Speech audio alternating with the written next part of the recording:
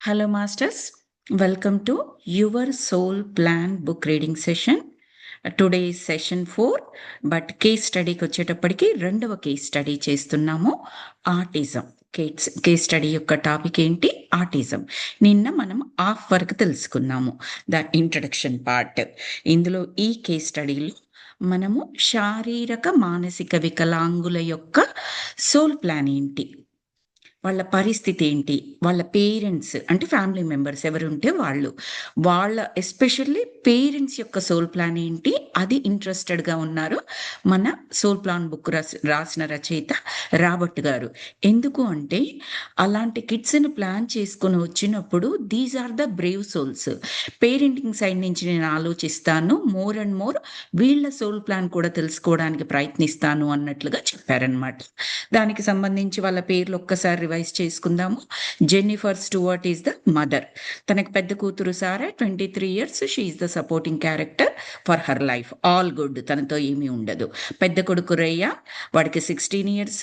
వాడికి ఆటిజంలోనే ఒక special disorder ఉంటుందన్నమాట, ఆస్పర్జస్ అనే సిండ్రోమ్ ఉంటుంది. దాని గురించి తెలుసుకున్నాము. వాడికి అదొక్కటే కాకుండా మల్టిపుల్ డిజార్డర్, అదేంటది మన బైపోలార్ డిజార్డర్ ఉంటుంది. అంటే మూడ్ స్వింగ్స్ విపరీతంగా ఉంటాయి. అది కాకుండా ఇంకొకటి ఏముంటుంది వాడికి, బైపోలార్ డిజార్డర్ కాకుండా అటెన్షన్ డెఫిసిట్ కూడా ఉంటుంది. వాటితో పాటు అవి వాడు తెచ్చుకున్న ఛాలెంజెస్. పాజిటివ్ క్వాలిటీస్ ఏమున్నాయి వాడికి?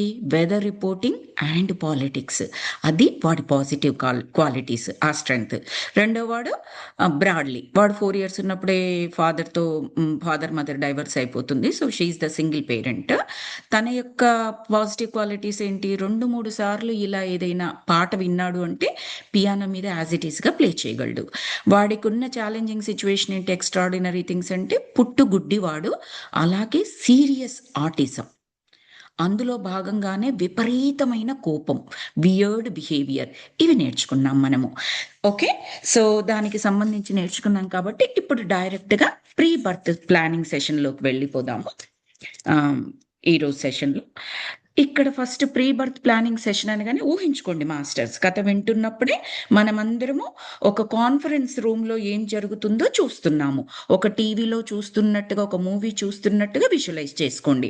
అప్పుడు అక్కడే ఉంటున్నట్టుగా ఆ లైవ్ సిచ్యువేషన్, ఇప్పుడు లైవ్ క్లాస్ విన్నట్లయితే మనకు చాలా బాగా అర్థమవుతుంది. It is little bit different, ఎంత రికార్డింగ్ విన్నా అని చెప్పుకుంటూ ఉంటాం చూడండి. అలాగే క్లాస్ వినేటప్పుడు లైవ్గా మీరు దాన్ని చూస్తూ ఉండండి, ఒక సినిమా చూసినట్టుగా.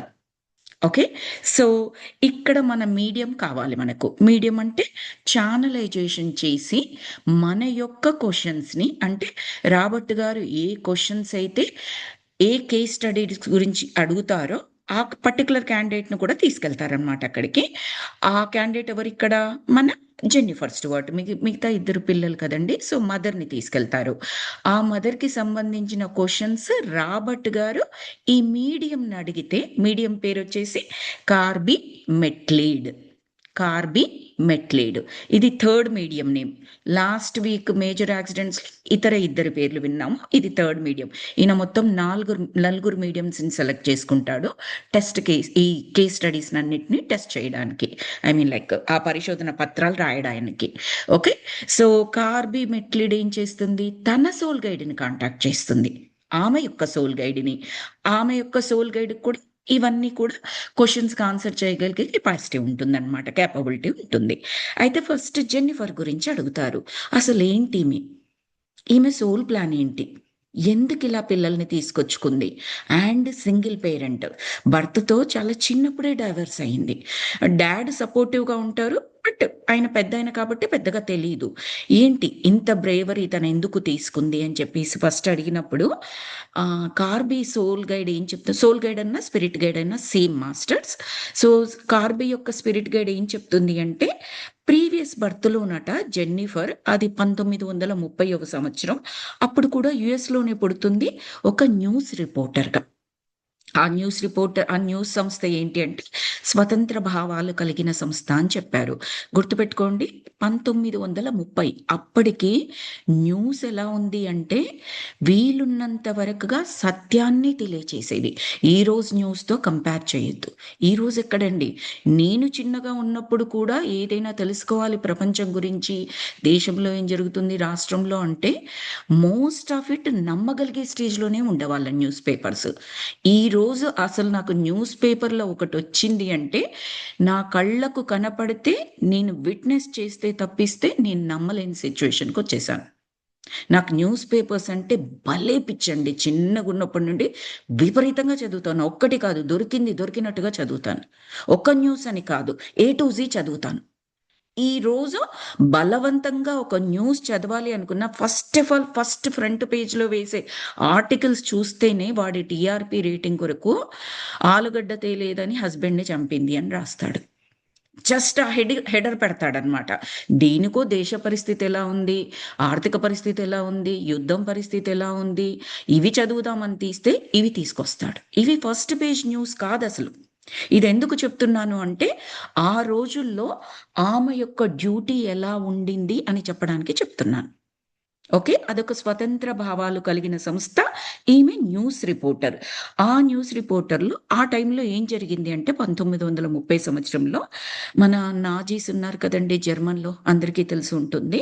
ఆ నాజీస్ అనే వర్గం ఏం చేశారంటే జూవిష్ పీపుల్‌ని హింస అంటే హింస పెట్టేశారు. విపరీతంగా హింసించారు వాళ్ళు. వాళ్ళని మనుషులుగా ట్రీట్ చేయలేదు. మీరు వెళ్లి చరిత్ర చూసుకున్నా తెలుస్తుంది. గూగుల్‌లో సెర్చ్ చేసుకున్నా తెలుస్తుంది. దారుణంగా హింసించారు. అయితే ఆ హింసించింది బయటికి రాకుండా వాళ్ళ దేశంలోని పత్రికలని వాళ్ళని ఇన్‌ఫ్లూయెన్స్ చేయగలరు. బట్ యూఎస్‌లో రిపోర్టర్ ఈమె. ఈమెని ఈ విధంగా వాళ్ళు ఇన్‌ఫ్లూయెన్స్ చేయలేరు. ప్లస్ ఇది ఏ పొలిటికల్ పార్టీకి సపోర్ట్ చేస్తున్నది కాదు. స్వతంత్ర భావాలు కలిగిన న్యూస్ సంస్థ అది. కాబట్టి ఈ అమ్మాయి ఈ ఈ జెన్ ఆ లైఫ్‌లో ఎలా చేసింది అంటే జూవిష్ పీపుల్ ఎంత బాధపడుతున్నారు నాజీస్ వల్ల సత్యం అనేది పేపర్‌లకి ఎక్కించేదన్నమాట. ప్రపంచానికి తెలియచేసేది. ఎస్పెషల్లీ యూఎస్ గవర్నమెంట్‌కి తెలియచేసేది. ఎందుకు? సో దట్ గవర్నమెంట్ వాళ్ళకి సపోర్ట్ చేస్తుంది అని. ఆ కష్టకాలంలో వాళ్ళకి ఏవైతే నీడ్స్ ఉన్నాయో ఆ విధంగా సహాయం చేయాలంటే గవర్నమెంట్‌కి సత్యం ఏదో తెలియాలి. అదెక్కడి నుంచి తెలియాలి? న్యూస్ నుంచి. వార్తా పేపర్‌లకి విశేషమైన ప్రాముఖ్యత ఉంటుంది. ఒక గవర్నమెంట్‌లో ఒక పరిపాలన విభాగంలో. But not anymore. సో, ఈమె ఆ సత్యం వాళ్ళకి తెలియచెప్పడానికి చేసేదనమాట. ఇదంతా ఏంటి? కమ్యూనికేషన్ గుర్తుపెట్టుకోండి. ప్రసార మాధ్యమాల ద్వారా కమ్యూనికేట్ చేస్తుంది. అండర్‌లైన్ చేసుకోండి ఈ వర్డ్ కమ్యూనికేట్ అనే వర్డ్. అన్ని నాజీస్ గురించి వాళ్ళెలా చేస్తున్నారో సత్యాలు తెలియచేసేది. ప్రపంచానికి మొత్తం కూడా చెప్పేది. నాట్ ఓన్లీ యూఎస్ అని కాదు. అందరికీ చెప్పేదనమాట. నిష్కర్షగా చెప్పేది. ఎలాంటి భయం ఉండేది కాదు. అలాగే తినకట యాస్ ఎ రిపోర్టరు యూరోప్‌తో చక్కటి సత్సంబంధాలుండేవంట. అంటే ఆమె క్యారెక్టర్‌ని మీరు గమనిస్తూ ఉండండి. ఈ పాయింట్స్ ద్వారా చక్కటి సత్సంబంధాలు ఉండేవట. తర్వాత తిను ఏం చెయ్యగలదో తన capacity as a news reporter as a human being ఏం చేయగలదో అది ఒకటి. ఆ స్థానంలో ఉండి తనేమేమి చేయగలదో అన్నీ చేసిందంట. తన కేపబిలిటీకి మించి కూడా. It's not that easy job. News reporter అయినంత మాత్రాన భయం ఉండకూడదని ఏమీ లేదు కదా! ఎలాంటి థ్రెట్స్ ఉండకూడదని ఏమీ లేదు కదా! అసలలా ఏమీ లేకుండా ఏమని రాసారంటే, she will do whatever she can. అని చెప్పేసి రాశారు. తర్వాత ఇమ్మిగ్రెంట్స్ పరిస్థితి కూడా అవన్నీ కూడా గవర్నమెంట్‌కి తెలియచేసి, తను స్వచ్ఛందంగా ఫండ్స్ కలెక్ట్ చేసి, వాళ్ళందరికీ హెల్ప్ చేసిందంట. అయితే ఇదంతా కూడా ఈమె పాస్ట్ లైఫ్‌ది. తర్వాత కమింగ్ టు ఇద్దరు పిల్లలున్నారు కదా! సారా పరిస్థితి simple. She is a supporting character. తన గురించి తెలుసుకోవాల్సిందేమీ ఉండదు. ఉండదు అంటే జస్ట్ బేసిక్ నాలెడ్జ్ తనెందుకు సపోర్ట్ చేస్తుంది పేరెంట్స్‌కి, తన లైఫ్ సోల్ ప్లాన్ ఏంటి అని తెలుసుకోవడం గురించి తప్పిస్తే ఛాలెంజింగ్ ఏమీ పెట్టుకోలేదామె. కాబట్టి రేయన్ బ్రాడ్లీ దగ్గరికొద్దాం. రేయన్ బ్రాడ్లీ ఎవరు? ఆ టైంలో వీళ్ళిద్దరట నాజీ నాజీలున్నారు కదా! ఆ వర్గం సైడ్ ఉన్నారు. ప్లస్ అధికారంలో ఉన్నారంట. అధికారంలో ఉన్నారు అంటే ఏదైనా చెయ్యగలిగే పొజిషన్‌లో ఉన్నారు అని గుర్తుపెట్టుకోవాలి. నాజీలెవరు? విలన్స్ ఇక్కడ. ఎవరి మీద? జూవిష్ పీపుల్ మీద నరకం చూపిస్తున్నారు. వాళ్ళని నరకం చూపిస్తున్నారు ఫర్ నో రీజన్. అంటే ఆ విలన్స్ ఆ జాతిలో మన బ్రాడ్‌లీ రియాన్ జన్మ తీసుకున్నారు. ఆ బర్త్‌లో, ఆ ప్రీవియస్ బర్త్‌లో. అయితే ఆ పిల్లలకు ఏ బర్త్ అయితే అది. But at the same time Jennifer అదే బర్త్‌లో ఏంటి అంటే బార్డర్‌కి ఇటువైపు ఉన్నది. యూఎస్‌లో ఉంది కదా తిను. వాళ్ళు నాజీస్ అక్కడ ఉన్నారు. అంటే జర్మనీలో ఉన్నారు. సో, వాళ్ళు ఉన్నారు, అధికారంలో ఉన్నారు. ఉన్నప్పుడు ఏమైనా చెయ్యొచ్చు. ఎంత నాజీలుగా ఉన్నప్పటికి కూడా తెలియకుండా కావాలి అంటే సాయం చెయ్యొచ్చు. ఏదైనా అవసరమున్నది వాళ్ళకు సంబంధించింది సీక్రెట్‌గా బయటపెట్టి, ఈ నాజీలు వాళ్ళని హింసించకుండా చెయ్యాలి అంటే చేయొచ్చు. బికాస్ అధికారంలో ఉన్నారు. కానీ ఏమీ చేయలేదంట. వాళ్ళ చేతిలో అధికారం ఉండి ఏమీ చేయలేదు. Go back to our example మహాభారతంలో భీష్ముడు చేయగలడు. ద్రౌపదికి జరిగిన అన్యాయం. ఫర్గెట్ అబౌట్ పాండవులు జూదం ఆడేటప్పుడు అంతా తప్పుడు జూదమే. అక్కడ శకుడు మొత్తము మాయా జూదమే ఆడాడు. తప్పుడు జూదమే ఆడాడు. అక్కడ ఇన్వాల్వ్ కాకపోతమే. ఓకే. దాన్ని పక్కన పెడదాం. ద్రౌపదిని వస్త్రాపహరణం చేయడం అనేది the biggest crime. Huge crime. ఒక లేడీని తెలియకుండా బాధ పెట్టినా కూడా ఇట్స్ ఎ హ్యూజ్ క్రైమ్. అది ఎక్కడైనా సరే, మన కంట్రీ అని కాదు, ఎక్కడైనా సరే. ఎందుకంటే అది యూనివర్స్ ఒక లేడీకి, ఒక స్త్రీకి ఇచ్చిన గౌరవం. అలాగని పురుషుడికి ఇవ్వలేదు అని కాదు. కానీ ఇన్ జనరల్‌గా ఎప్పటి నుంచో కొన్ని వందల సంవత్సరాల నుంచి కూడా స్త్రీని ఒక కమాడిటీ లాగా, ఉపయోగపడే వస్తువులాగా. ఇది ఒకానొక మూవీలో చెప్పారు. పేరు గుర్తుకు లేదు. శ్యామ్ సింగరాయ్ అనుకుంటా. 'నాని' మూవీలో ఉంటుంది. ఆహ్, ఎప్పుడో 1100 సంవత్సరంలో కూడా రాజుల కాలంలో కూడా స్త్రీని ఒక కమాడిటీ లాగా తీసుకున్నారు. అది మధ్యలో వచ్చిన మార్పు. ఒరిజినల్‌గా అలా లేదు. అది కూడా నేనొక మెడిటేషన్ క్లాస్‌లో విన్నాను. కొన్ని వేల సంవత్సరాల క్రితము స్త్రీని పూజించేవాళ్ళు అనేది మనం పురాణాలలో చదివింది ఏమాత్రం అబద్ధం కాదు. దేవతల్ని కాదు, నార్మల్ స్త్రీలని ఎంత గౌరవించేవారు. ఎవరి బాధ్యతలు వాళ్ళకుండేవి. ఒకానొక మెడిటేషన్ క్లాస్‌లో ఉన్నాను. బాలకృష్ణ సార్, రామాచారి మాస్టర్ విన్నది. అర్ధనారీశ్వర తత్వము. ఆ మెడిటేషన్ క్లాస్ పేరు మీరు సెర్చ్ చేసినట్టయితే దొరుకుతుంది. లైట్ వర్కర్స్ టీవీ ఛానెల్‌లో. అందులో చెప్పారు. సో, ఎక్కడొచ్చింది ఈ మార్పు అంటే, కొన్ని వందల సంవత్సరాల క్రితం వచ్చింది. వారి వారి యొక్క ప్రయోజనాల కొరకు. సో, మరి ఈమె ద్రౌపదీదేవి దేవతామూర్తి. ఆమెకలాంటిది అవమానం జరగడం అనేది క్షమించరాని నేరం. భీష్ముడు చేయగలిగే స్థితిలో ఉండి కూర్చున్నాడు. మిగతా వాళ్ళు కూడా. ధృతరాష్ట్రుడైనా సరే వాళ్ళందరూ కూడా. భీష్ముడు ఎందుకు చెప్పాల్సొచ్చిందంటే, ఆయనకి ఇంకా కొన్ని గొప్ప క్వాలిటీస్ ఉన్నాయి వీళ్ళందరికన్నా. But he didn't do anything. అది పెద్ద నేరం కాబట్టే అంపశయ్య మీద అన్ని రోజులు ఆయన శిక్షణ తీసుకున్నాడు. శిక్ష కాదు, శిక్షణ తీసుకున్నాడు. చెప్తాడు.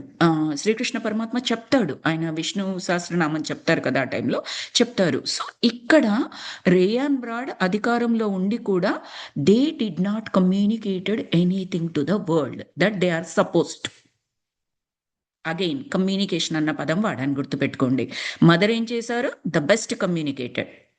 అంటే ఏం చేయాలో అది. పిల్లలిద్దరు ఏం చేశారు? కమ్యూనికేషన్ సరిగ్గా చేయలేదు. చేయాల్సిన టైంలో. ఓకే.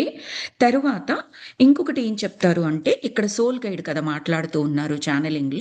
ఈ పిల్లలది, తల్లిది అడిగినప్పుడు సోల్ గైడ్ ఇలా చెప్తూ ఉంటారు. మీరు అదే పిక్చర్ చూస్తూ ఉండండి మాస్టర్స్.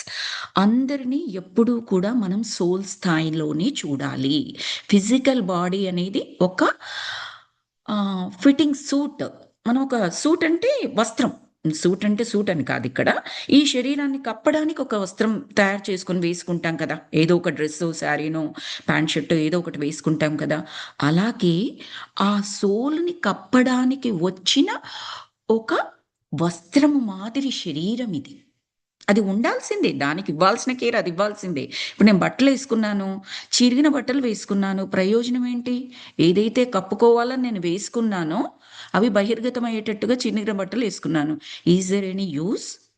అంటే ఏంటి? నా వస్త్రాల్ని నేను మంచివే వేసుకోవాలి, చెరగనివి వేసుకోవాలి, నీట్‌గా వేసుకోవాలి.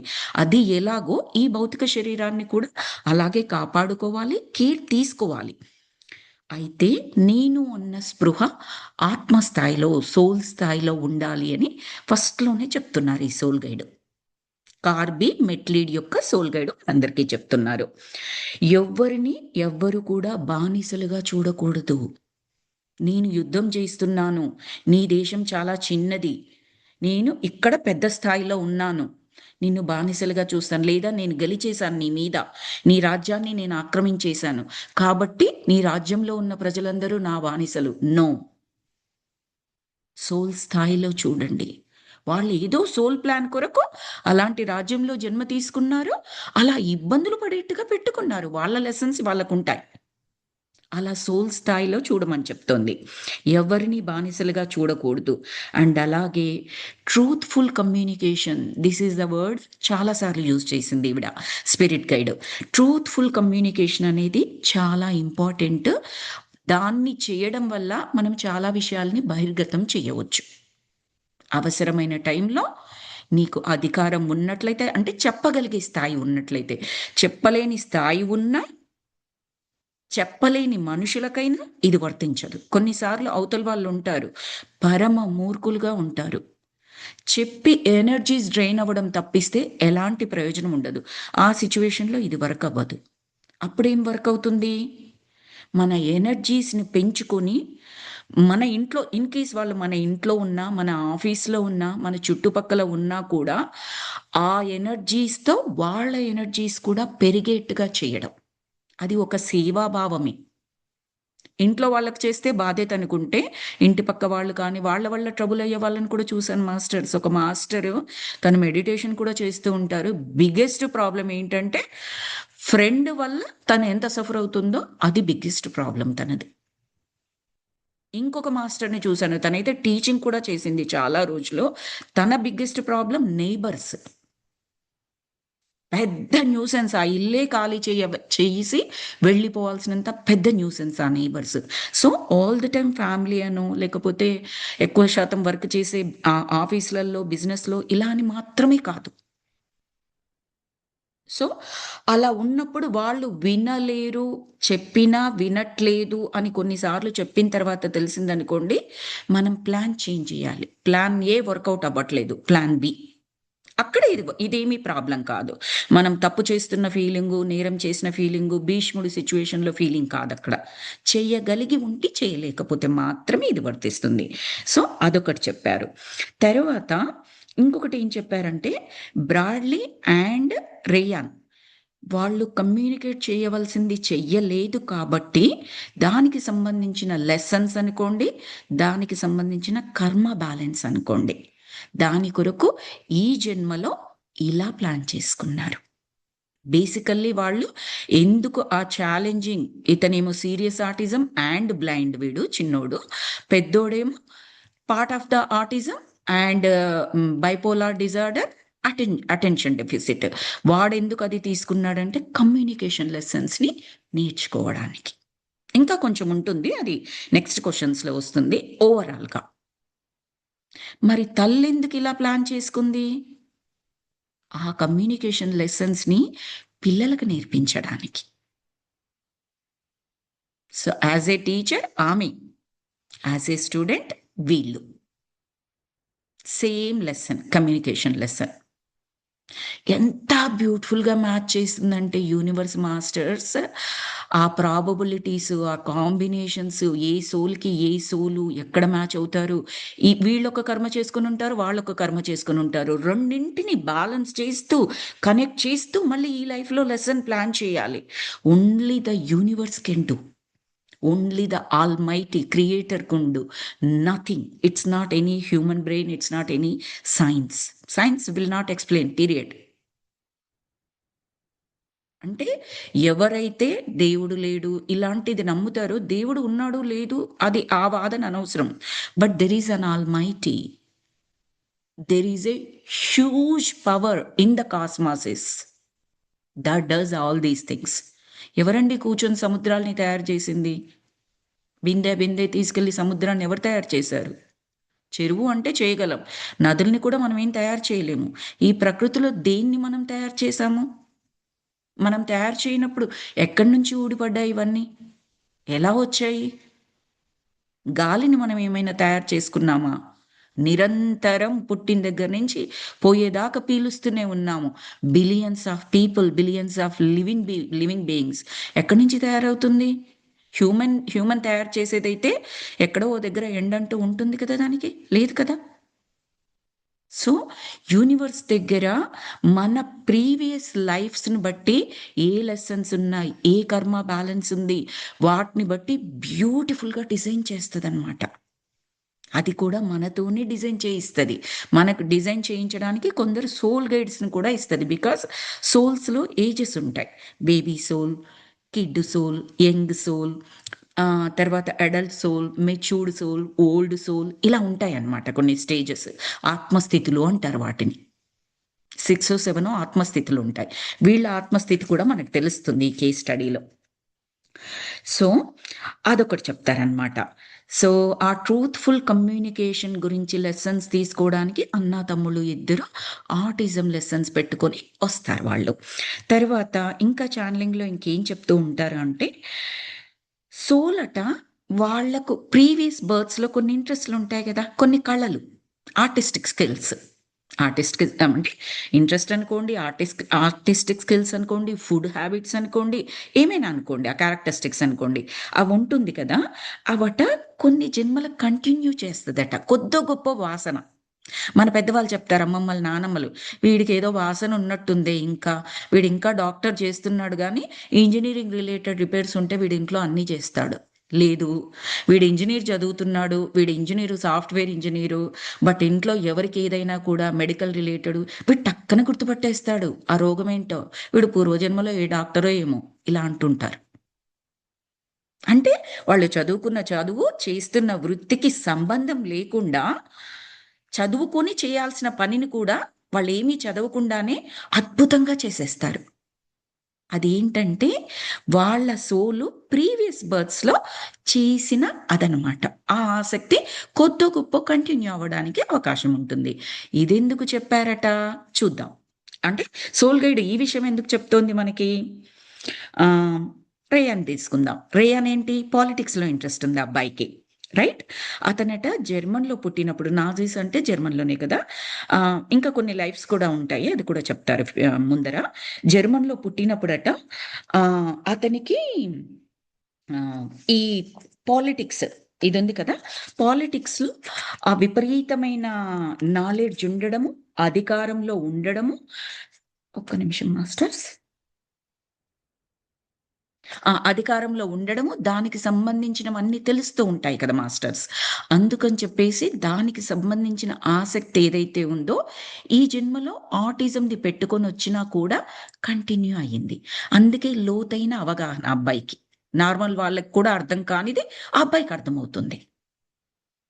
పొలిటీషియన్స్‌కి ఈమెయిల్స్ రాస్తాడు అని కూడా అనుకున్నాం కదా నిన్నటి క్లాస్‌లో. అందుకే చేయగలుగుతున్నాడు.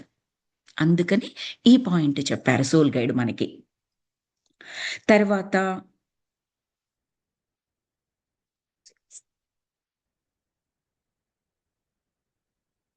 ఇంకొకటి ఏం చెప్తారు అంటే ఆహ్, మనము ఇది కవర్ చేసుకున్నాము.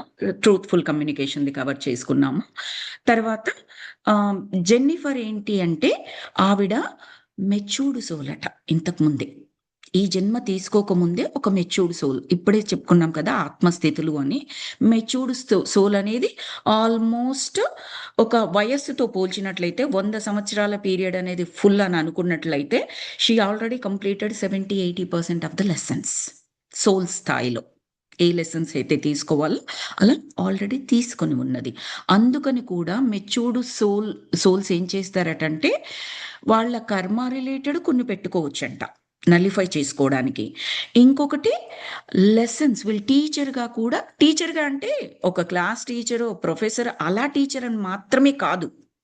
వాళ్ళ ఫ్యామిలీ మెంబర్స్‌కి టీచ్ చేయడానికో, లేదా ఆమెతో పాటు ఉన్నవాళ్ళు, పేరెంట్స్, రిలేటివ్స్ ఎవరైనా కానివ్వండి, వాళ్ళకి ఏదైనా లెసన్స్ అవసరం ఉంటే యాజ్ ఏ ఫ్యామిలీ మెంబర్గా తిను ఆ సిచ్యువేషన్ని గో త్రూ అవుతూ వాళ్ళకి నేర్పించడం. లైక్ ఇప్పుడు ఒక కోపిష్టి అత్తగారు ఉంటారు. అమ్మాయి పాపం చాలా సాఫ్ట్ ఉంటుంది. చాలా నెమ్మదిగా, ఎంతో బుద్ధిమంతురాలుగా ఉంటుంది. ఏ కోణం నుంచి చూసినా ఈ అమ్మాయిని అనడానికి ఏమీ ఉండదక్కడ. ఆ అత్తగారికి ఇంకో ఇద్దరు ముగ్గురు కోడళ్ళున్నరు అని అనుకుందాం. ఆ మిగతా ఇద్దరు ముగ్గురు గయ్యాళి గంపలు అనుకుందాం. ఈ అమ్మాయి మాత్రం చాలా సాఫ్ట్.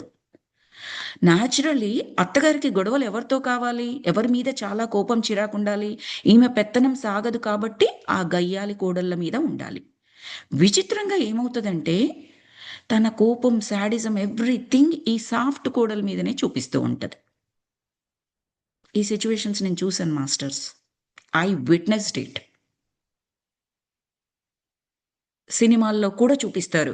ఓల్డ్ 'సంతోషిమాత' సినిమా ఒకటుంటుంది. 'ప్రభ' అనుకుంటా అందులోను. చిన్న కోడలు, బుద్ధిమంతురాలు. మిగతా వాళ్ళందరూ పని తప్పించుకుంటారు. ఈమె మీదనే పడతా ఉంటాయి అన్నీ కూడా.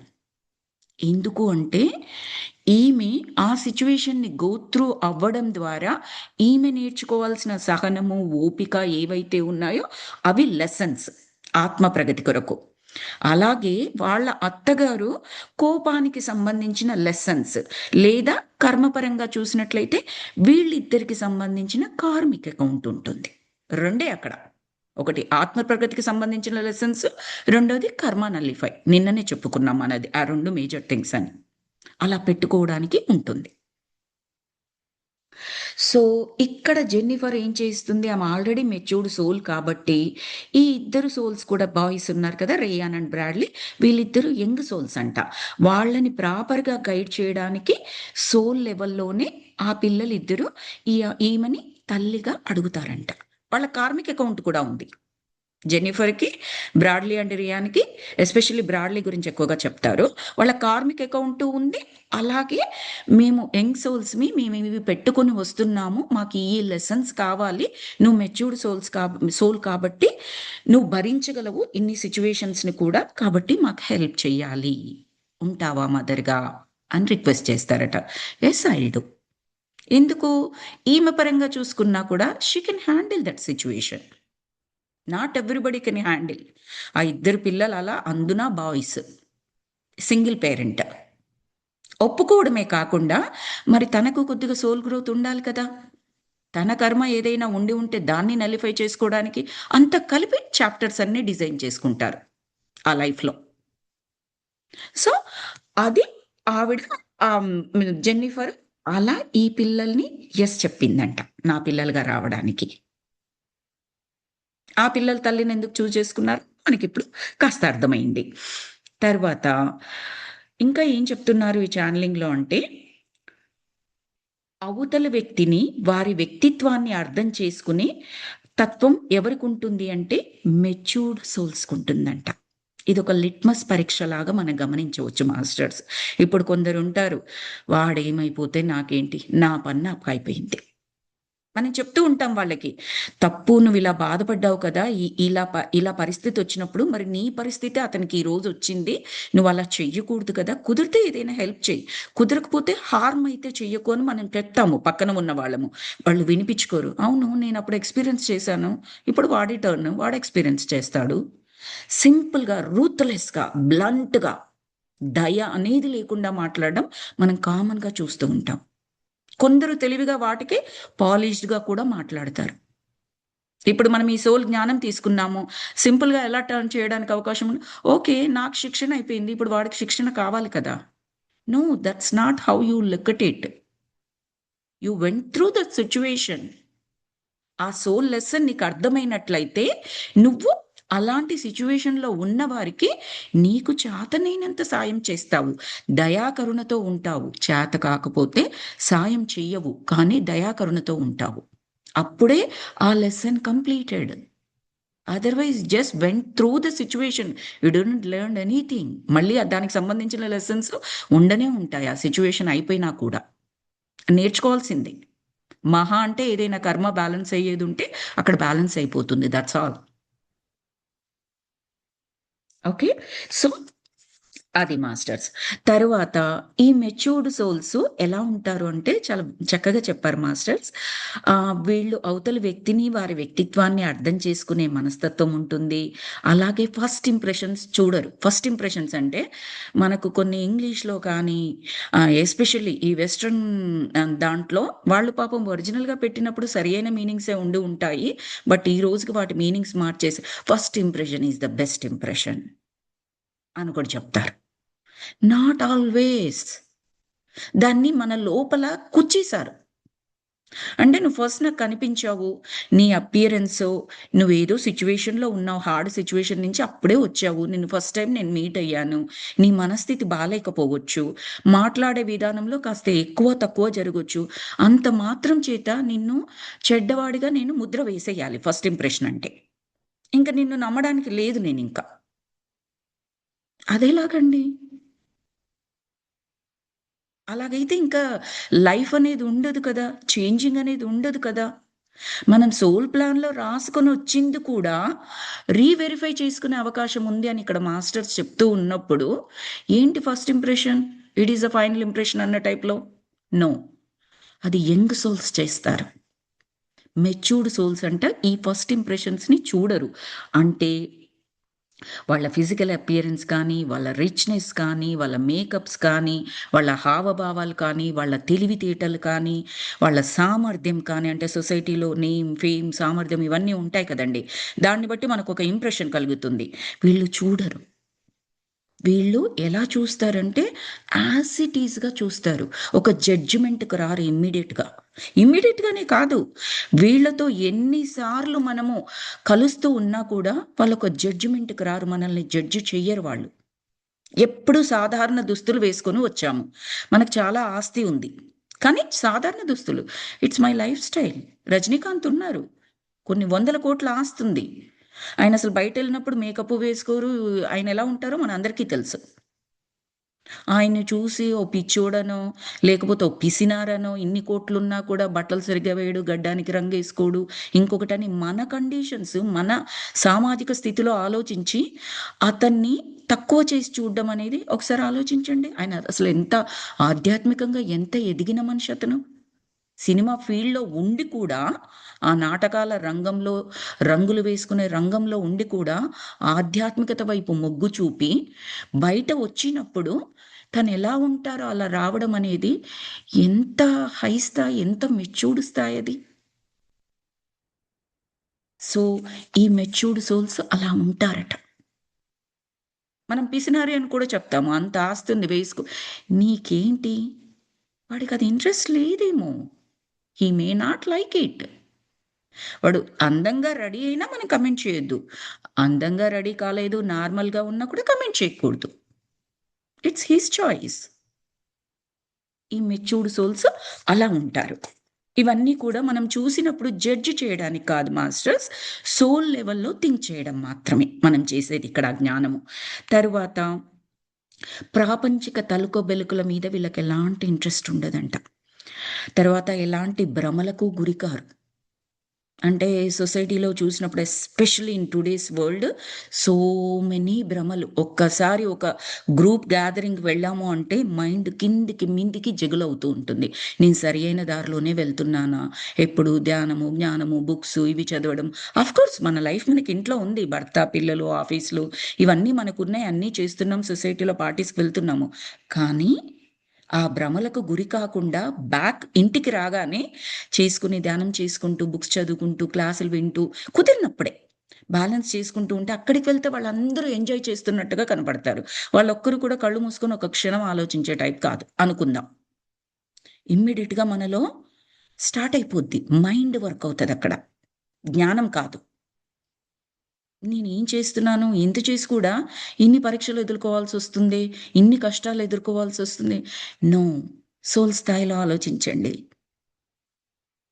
మెచ్యూర్డ్ సోల్‌గా మారిపోదాం. ఇన్ కేస్ మనం అప్పటికే మెచ్యూర్డ్ సోల్ అవ్వకపోతే. ఆర్ ఆత్మ ప్రగతి విధంగా ఆలోచించండి. ఓ ఇంటర్మీడియేట్‌లో సింపుల్ సబ్జెక్ట్స్ తీసుకున్నవాడు, వాడు తక్కువగా చదివినా సరిపోతుంది. ఫర్ ఎగ్జాంపుల్ నేను ఈ సబ్జెక్ట్ని తక్కువ చేసి కాదు మాస్టర్స్ ఇక్కడ నేను చెప్పేది, జస్ట్ ఫర్ ఎగ్జాంపుల్ తీసుకుంటున్నాను. ప్రతి సబ్జెక్ట్ కష్టమే మాస్టర్స్, మనం తక్కువ చేయకూడదు. ఇంటర్మీడియట్లో ఒక కామన్ మన హిస్టరీ సబ్జెక్ట్స్, సివిక్స్ సబ్జెక్ట్స్ అలా తీసుకున్న వాళ్ళని జనరల్గా ఇది చాలా ఈజీ అని చెప్తారు. మ్యాథ్స్ అండ్ సైన్స్ సబ్జెక్ట్స్ తీసుకున్న వాళ్ళు కొంచెం కష్టం అని చెప్తారు. అందున ఎంసెట్కి చదివే వాళ్ళు ఇంకొంతగా, ఐఐటికి చదివేవారు మరి కొద్దిగా ఎక్కువ కష్టం. వాడు హిస్టరీ చదివే క్యాండిడేట్ని తీసుకొని వీడు చాలా లైఫ్ ఎంజాయ్ చేస్తున్నాడు, నేను ఈ ఐఐటికి ప్రిపేర్ అవ్వడం వల్ల ఇంత కష్టపడాల్సి వస్తుంది అంటే తర్వాత ఎవరికి మెరుగైన జీవితం ఉంటుంది, ఎవరికి మెరుగైన అవకాశాలు ఉంటాయి? Name, fame, money, everything he will have it with just brain.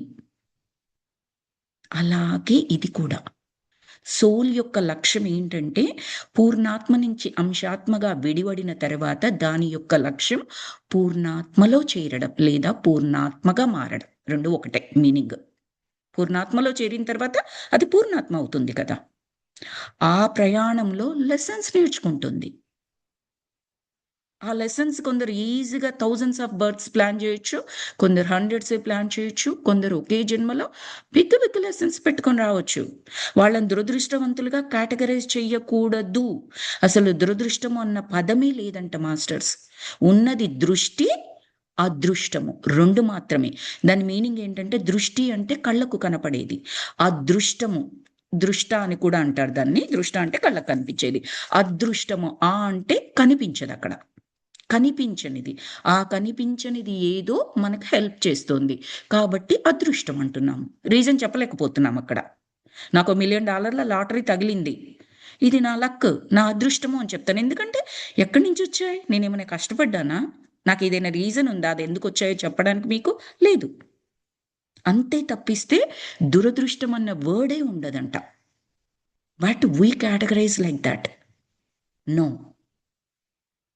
ఆత్మ ప్రగతి కొరకు వాళ్ళు లెసన్స్ పెట్టుకున్నారు. లేదు కర్మ ఏవైనా లెసన్స్ ఉన్నాయంటే అవన్నీ లెసన్స్ ప్రతి ఒక్క సోల్ తీసుకోవాల్సిందే.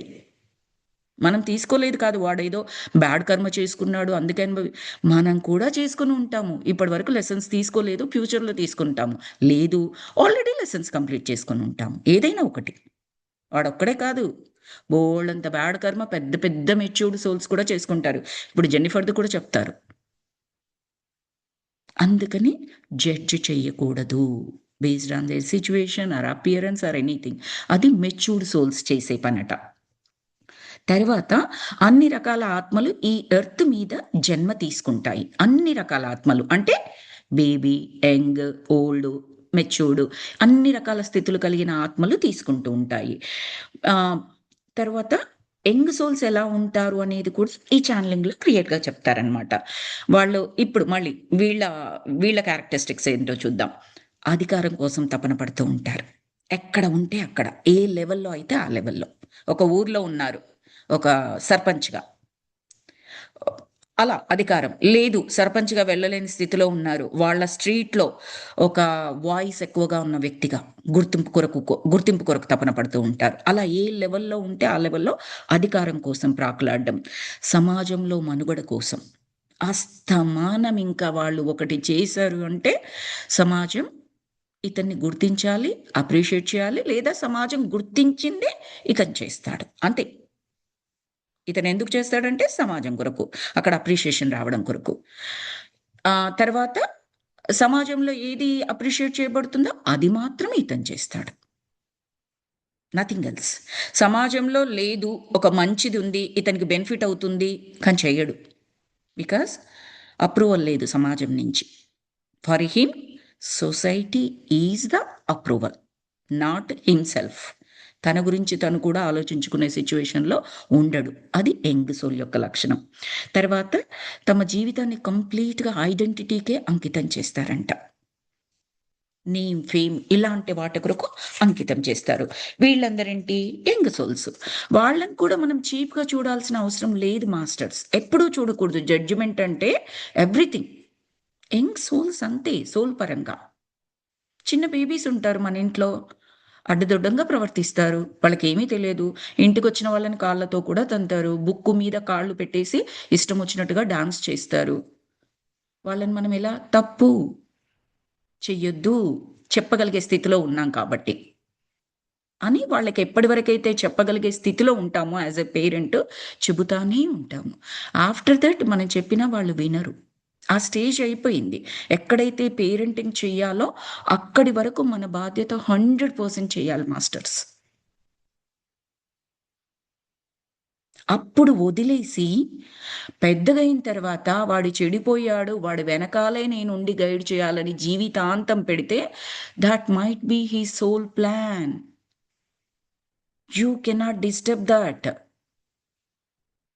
నీ పరిస్థితి ప్రెగ్నెంట్‌గా నువ్వు ప్లాన్ చేస్తున్నప్పటి నుంచి నీ పేరెంటల్ రెస్పాన్సిబిలిటీ స్టార్ట్ అవుతది. మన పురాణాలలో చక్కగా చెప్పబడిందది. పెళ్లి అయిన తర్వాత ఎక్కడికి వెళ్ళాలో కూడా చెప్పారు మాస్టర్స్. మనం ఇప్పుడు హనీమూన్ అని చెప్పేసి అంటే అది చెయ్యకూడదు అలా కాదండి ఇక్కడ నేను చెప్పాలి అని అనుకున్నది. ఆ దశ మన దాంట్లో కూడా ఉంది. అది ఓన్లీ వెస్టర్న్ ట్రెడిషన్ కాదు. But in a very nice way. Because ఆత్మస్థాయిలో చూసుకుంటే శంబలాలో కూడా చెప్పుకున్నాము. సంతానోత్పత్తి ఎందుకు అంటే ఆత్మ ప్రగతి కొరకే. ఆ సంతానం యొక్క లెసన్స్ నేర్చుకోవడానికి లేదా ఆ సంతానం ఈ ప్రపంచానికి ఏం నేర్పించడానికి వస్తుందో, ఏం నేర్చుకోవడానికి వస్తుందో దానికి సపోర్ట్ చేయడానికి శంబలలో క్లియర్‌గా చెప్తారు. ఆ సంభోగము అన్న పదం వాడారు అందులో. సో, అందుకని కిడ్‌కి ప్లాన్ చేస్తూ ఉన్నప్పటి నుండే వాళ్ళెలా ఉండాలో చెప్పారు మన పురాణంలో. ఏం వినాలి, ఏం వినకూడదు, ప్రెగ్నెంట్‌గా ఉన్న లేడీ ఎలా ఉండాలి, ఏం చెయ్యకూడదు, అవన్నింటిలో కూడా శాస్త్రీయత అంటే వీళ్ళకు సైన్స్ వాళ్ళకు మనం చెప్పగలమో లేదో తెలియదు కానీ, there is definitely spirituality is in there. పిల్లల యొక్క గ్రోత్ అందులో ఉంటుంది. అండ్ 12 ఇయర్సో ఏదో చెప్తారు. అప్పటి వరకు పేరెంటింగ్ అనేది కన్ను రెప్ప వేయకుండా చెయ్యొచ్చు మనం. చేయాల్సిన బాధ్యత ఉంటుంది.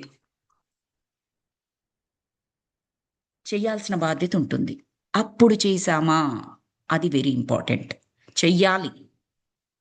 వాడు ఎన్ని సార్లు తప్పు చేస్తే అన్ని సార్లు వెనకాల ఉండి నయానా, భయానా ఎలా కొట్టైనా సరే, తిట్టైనా సరే వాళ్ళకి చెప్పాల్సిన బాధ్యత మనది. ఆ తరువాత ఎన్ని సార్లు చెప్పగలమో అన్ని సార్లు చెప్పేయడం అంతే. It's done. మీరు అప్పటి వరకు చెప్పినా వర్కౌట్ అవ్వలేదు అంటే that might be his soul plan. దాని పరంగా మనం ఏ విధంగా ఉండగలమో అంతవరకు అంతే. సో, అది చెప్తున్నారు. తరువాత ఆహ్, ఇంకొకటి ఏం చెప్తున్నారు అంటే మెచ్యూర్డ్ సోల్స్ అట ప్రాపంచిక విషయాలపైన ధ్యాస తక్కువగా ఉండి వాళ్ళు ఎమోషన్స్ పైన ఎక్కువగా వర్క్ చేస్తారు. వాళ్ళలోని వాళ్ళ ఎమోషన్స్‌ని వాళ్ళు ఎక్కువగా వాళ్ళని వాళ్ళు చదువుతూ ఉంటారనమాట. ఏ ఎమోషన్స్ ఉన్నాయి? ఏవి ఎక్స్‌ట్రీమ్ స్థాయిలో ఉన్నాయి? వేటిని సరిదిద్దుకోవాలి? కోపం ఉంది. మామూలు వాళ్ళైతే ఒప్పుకోరు. నా కోపానికి రీజన్ ఉంది. నాకంత త్వరగా ఏమీ కోపం రాదు అని చెప్తాము. వీళ్ళలా కాదు. త్వరగా రాదు కాదు, ఎక్కువ రాదు కాదు. వస్తుందా లేదా? ఏ సిట్యుయేషన్‌లో వస్తుంది? దాని రీజన్ ఏంటి? అవసరం ఉందా లేదా? అంత స్థాయిలో ఆలోచిస్తారు. ఆ ఎమోషన్స్‌ని చెక్ చేస్తూ ఉంటారు. మనం పక్కింటి వారిని, ఎదురింటి వారిని ఎంత క్యూరియాసిటీతో చూసి ఆ విషయాలు తెలుసుకోవాలని కోరుకుంటామో, ఈ మెచ్యూర్డ్ సోల్స్ వాళ్ళల్లో వాళ్ళు తొంగి చూసి ఏ ఎమోషన్స్ ఏ స్థాయిలో ఉన్నాయో వాళ్ళు అబ్జర్వ్ చేసుకుంటూ, అనాలిసిస్ చేసుకుంటూ, ప్రతి ఒక్కదాని మీద వర్క్ చేసుకుంటూ వెళ్తారు. అది. తరువాత ఎమోషన్స్ స్థాయిలో ఎలా ఉన్నామో అనే దాన్ని బట్టి కూడా మన సోల్ గ్రోత్ నిర్ణయించబడి ఉంటుందంట. మెచ్యూర్డ్ సోల్స్ అంటే మనకు మెచ్యూర్డ్ అన్న పదంలోనే ఉంది కదా! వాళ్ళలో మెచ్యూరిటీ ఉంటుంది. ఎమోషన్స్‌ని బ్యాలెన్స్ చేసుకోగలిగే స్థితిలో ఉంటారు. ఒక దగ్గర విపరీతమైన కోపం రావాలి. వాళ్ళు అప్పుడే కోప్పడకుండా వాళ్ళని చక్కగా నియంత్రించుకొని పాజిటివ్ వేలో నియంత్రించుకోవడం. తొక్కి పెట్టడం కాదక్కడ. తొక్కి పెట్టడం ఈస్ ద నెగెటివ్ వేలో నియంత్రించడం. అది పాము బుస కొట్టినట్టు కొడుతుంది అని చెప్తారు చాగంటి గారు. నియంత్రణ controlling is not the right technique అని చెప్తారు. ఇప్పుడు నేను చెప్పే కంట్రోలింగ్ నాకు వర్డ్ ఇంకొకటి తెలియక అలా చెప్తున్నాను. అదెలాగంటే ఆ స్థితికి సైలెంట్‌గా ఉంటారు వాళ్ళు. అన్నెసెసరీ నెగెటివ్ ఎనర్జీ అయ్యేట్టుగా చూడరు. కోపం అంటే నెగెటివ్ ఎనర్జీ. దానిని వివరంగా ఎప్పుడు ఎలా చెప్పాలో అలాగ చెప్తారు. They will wait. ఆ సైలెన్స్ని వాళ్ళు వీక్నెస్గా భావించరు. నేను సైలెంట్గా ఉంటే ఇతను లేదా ఈమె ఈ విధంగా బిహేవ్ చేస్తారు, ఈ సొసైటీ నన్ను ఇలాగా చూస్తుంది అనేది బలహీనతగా వాళ్ళు చూడరనమాట. అది కూడా మెచ్యూర్డ్ సోల్ యొక్క లక్షణం. తర్వాత ఒక సోల్ గ్రోన్ అప్ సోలా లేదా అనేది ఎట్లా డిసైడ్ అవుతుందంటే, వాళ్ళ యొక్క ఎమోషన్ స్థితిని బట్టి డిసైడ్ అవుతుందట. దాన్ని బట్టి చెప్పొచ్చు. అంటే మనకు చెప్తున్నారనమాట. ఇవన్నీ ఈ లక్షణాలన్నీ చెబితే మనకు అర్థమవుతుంది కదా! అంతే తప్పిస్తే once again I am telling you masters, not for the judgemental. Judge చేయడానికి కాదు అవతల వాళ్ళని మనం. అర్థం చేసుకోవడానికి. అంతే. మోర్ అండ్ మోర్ అర్థం చేసుకోవడానికి. బ్రాడ్లీ అండ్ సారా గురించి కూడా ఇంకో కొన్ని విషయాలు చెప్తున్నారట ఈ ఛానలింగ్‌లో. కార్బీ గారు, కార్బీ మెట్లీడ్. బ్రాడ్లీ, సారా వాళ్ళేంటంటే వాళ్ళిద్దరట కొన్ని జన్మలలో బెస్ట్ ఫ్రెండ్స్. సారా ఎవరు? పెద్ద కూతురు. బ్రాడ్లీ చిన్నోడు. పుట్టుగుడ్డి సీరియస్ ఆటిజం ఉన్నవాడు. వాళ్ళిద్దరూ బెస్ట్ ఫ్రెండ్స్ అంట కొన్ని జన్మలలో. తర్వాత ఇంకొకటి ఏంటి అంటే బ్రాడ్లీ ఇవి 2 తీసుకొనొచ్చాడు కదా ఛాలెంజెస్. కాబట్టి సారాని సోల్ లెవెల్‌లోనే అడుగుతాడంట. బెస్ట్ ఫ్రెండ్స్ ఆల్రెడీగా ఉన్నారు కాబట్టి నువ్వు నాకు సిస్టర్‌గా ఉంటావా? హెల్ప్‌ఫుల్‌గా ఉంటుంది. నేనెప్పుడైనా ఆహ్, కంట్రోల్ చేసుకుని సిట్యుయేషన్స్ అంటే ఇతనికొక విపరీతమైన కోపం, వియర్డ్ మనస్తత్వం కూడా ఉందని నిన్న చదువుకున్నాము. ఏంటి తల గోడకేసి బాదుకుంటాడు. ఆర్ అది గ్యాస్ స్టేషన్ ఎగ్జాంపుల్ చెప్పుకున్నాము. ఇప్పుడు నువ్వు సూపర్ మార్కెట్ అన్నావు, గ్యాస్ స్టేషన్ దగ్గర ఆపావు. నో అని చెప్పేసి అలా చేస్తాడు కదా అబ్బాయి. సో, అలాంటి సిట్యుయేషన్స్ ఏమైనా ఉన్నప్పుడు మరి తనని భరించే వాళ్ళు కావాలి కదా! సో, అక్క రోల్‌ని కూడా సపోర్టింగ్ రోల్‌ని తెచ్చుకుంటాడు. ఆమెనడుగుతాడు. ఆహ్, సో, ఇంకొకటి ఏమని చెప్తారు అంటే ఆమె యెస్ అని చెప్తుంది. సారా యెస్ అని చెప్తుంది. దానికి సంబంధించిన పాయింట్స్ కూడా కొన్ని చెప్తారనమాట.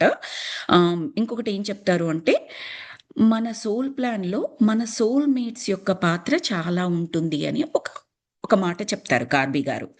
దాని మీనింగ్ ఏంటంటే, మీనింగ్ చెప్పే కన్నా ముందర సోల్‌మేట్స్ అంటే ఏంటో చెప్పుకుందాం. సోల్‌మేట్స్ అంటే మనకు మూవీలు చెప్పిన ప్రకారం either lovers or boyfriend or girlfriend or wife and husband. వీళ్ళని మాత్రమే సోల్‌మేట్స్‌గా మనకు చూపిస్తూ ఉంటారు. That is absolutely wrong definition అని చెప్పారు. నో. సోల్‌మేట్స్ అంటే తల్లి, పిల్లలు కావచ్చు, తండ్రి, పిల్లలు కావచ్చు, భార్యాభర్త కావచ్చు, లవర్స్ కావచ్చు, ఫ్రెండ్స్ కావచ్చు, నెయిబర్స్ కావచ్చు, మేనేజర్ అండ్ మేనేజర్ కింద పని చేసేవాళ్ళు కావచ్చు, ఎనీబడీ. అన్నా చెల్లెలు కావచ్చు, వదిన మర్దళ్ళు కావచ్చు. రిలేషన్‌తో సంబంధం లేదు సోల్‌మేట్స్ అంటే. కొన్ని జన్మలుగా వారు ఒకరికొకరు సాహచర్యం చేసుకుంటూ 'ఆత్మ సహచరులు' అని బుక్ చదువుకున్నాం కదండీ! అలా వాళ్ళు మేట్స్‌గా ఉన్నవాళ్ళు తప్పిస్తే it's not always wife and husband relation or lovers relation. అది చాలా నొక్కి ఒక్కానించారనమాట ఇందులో.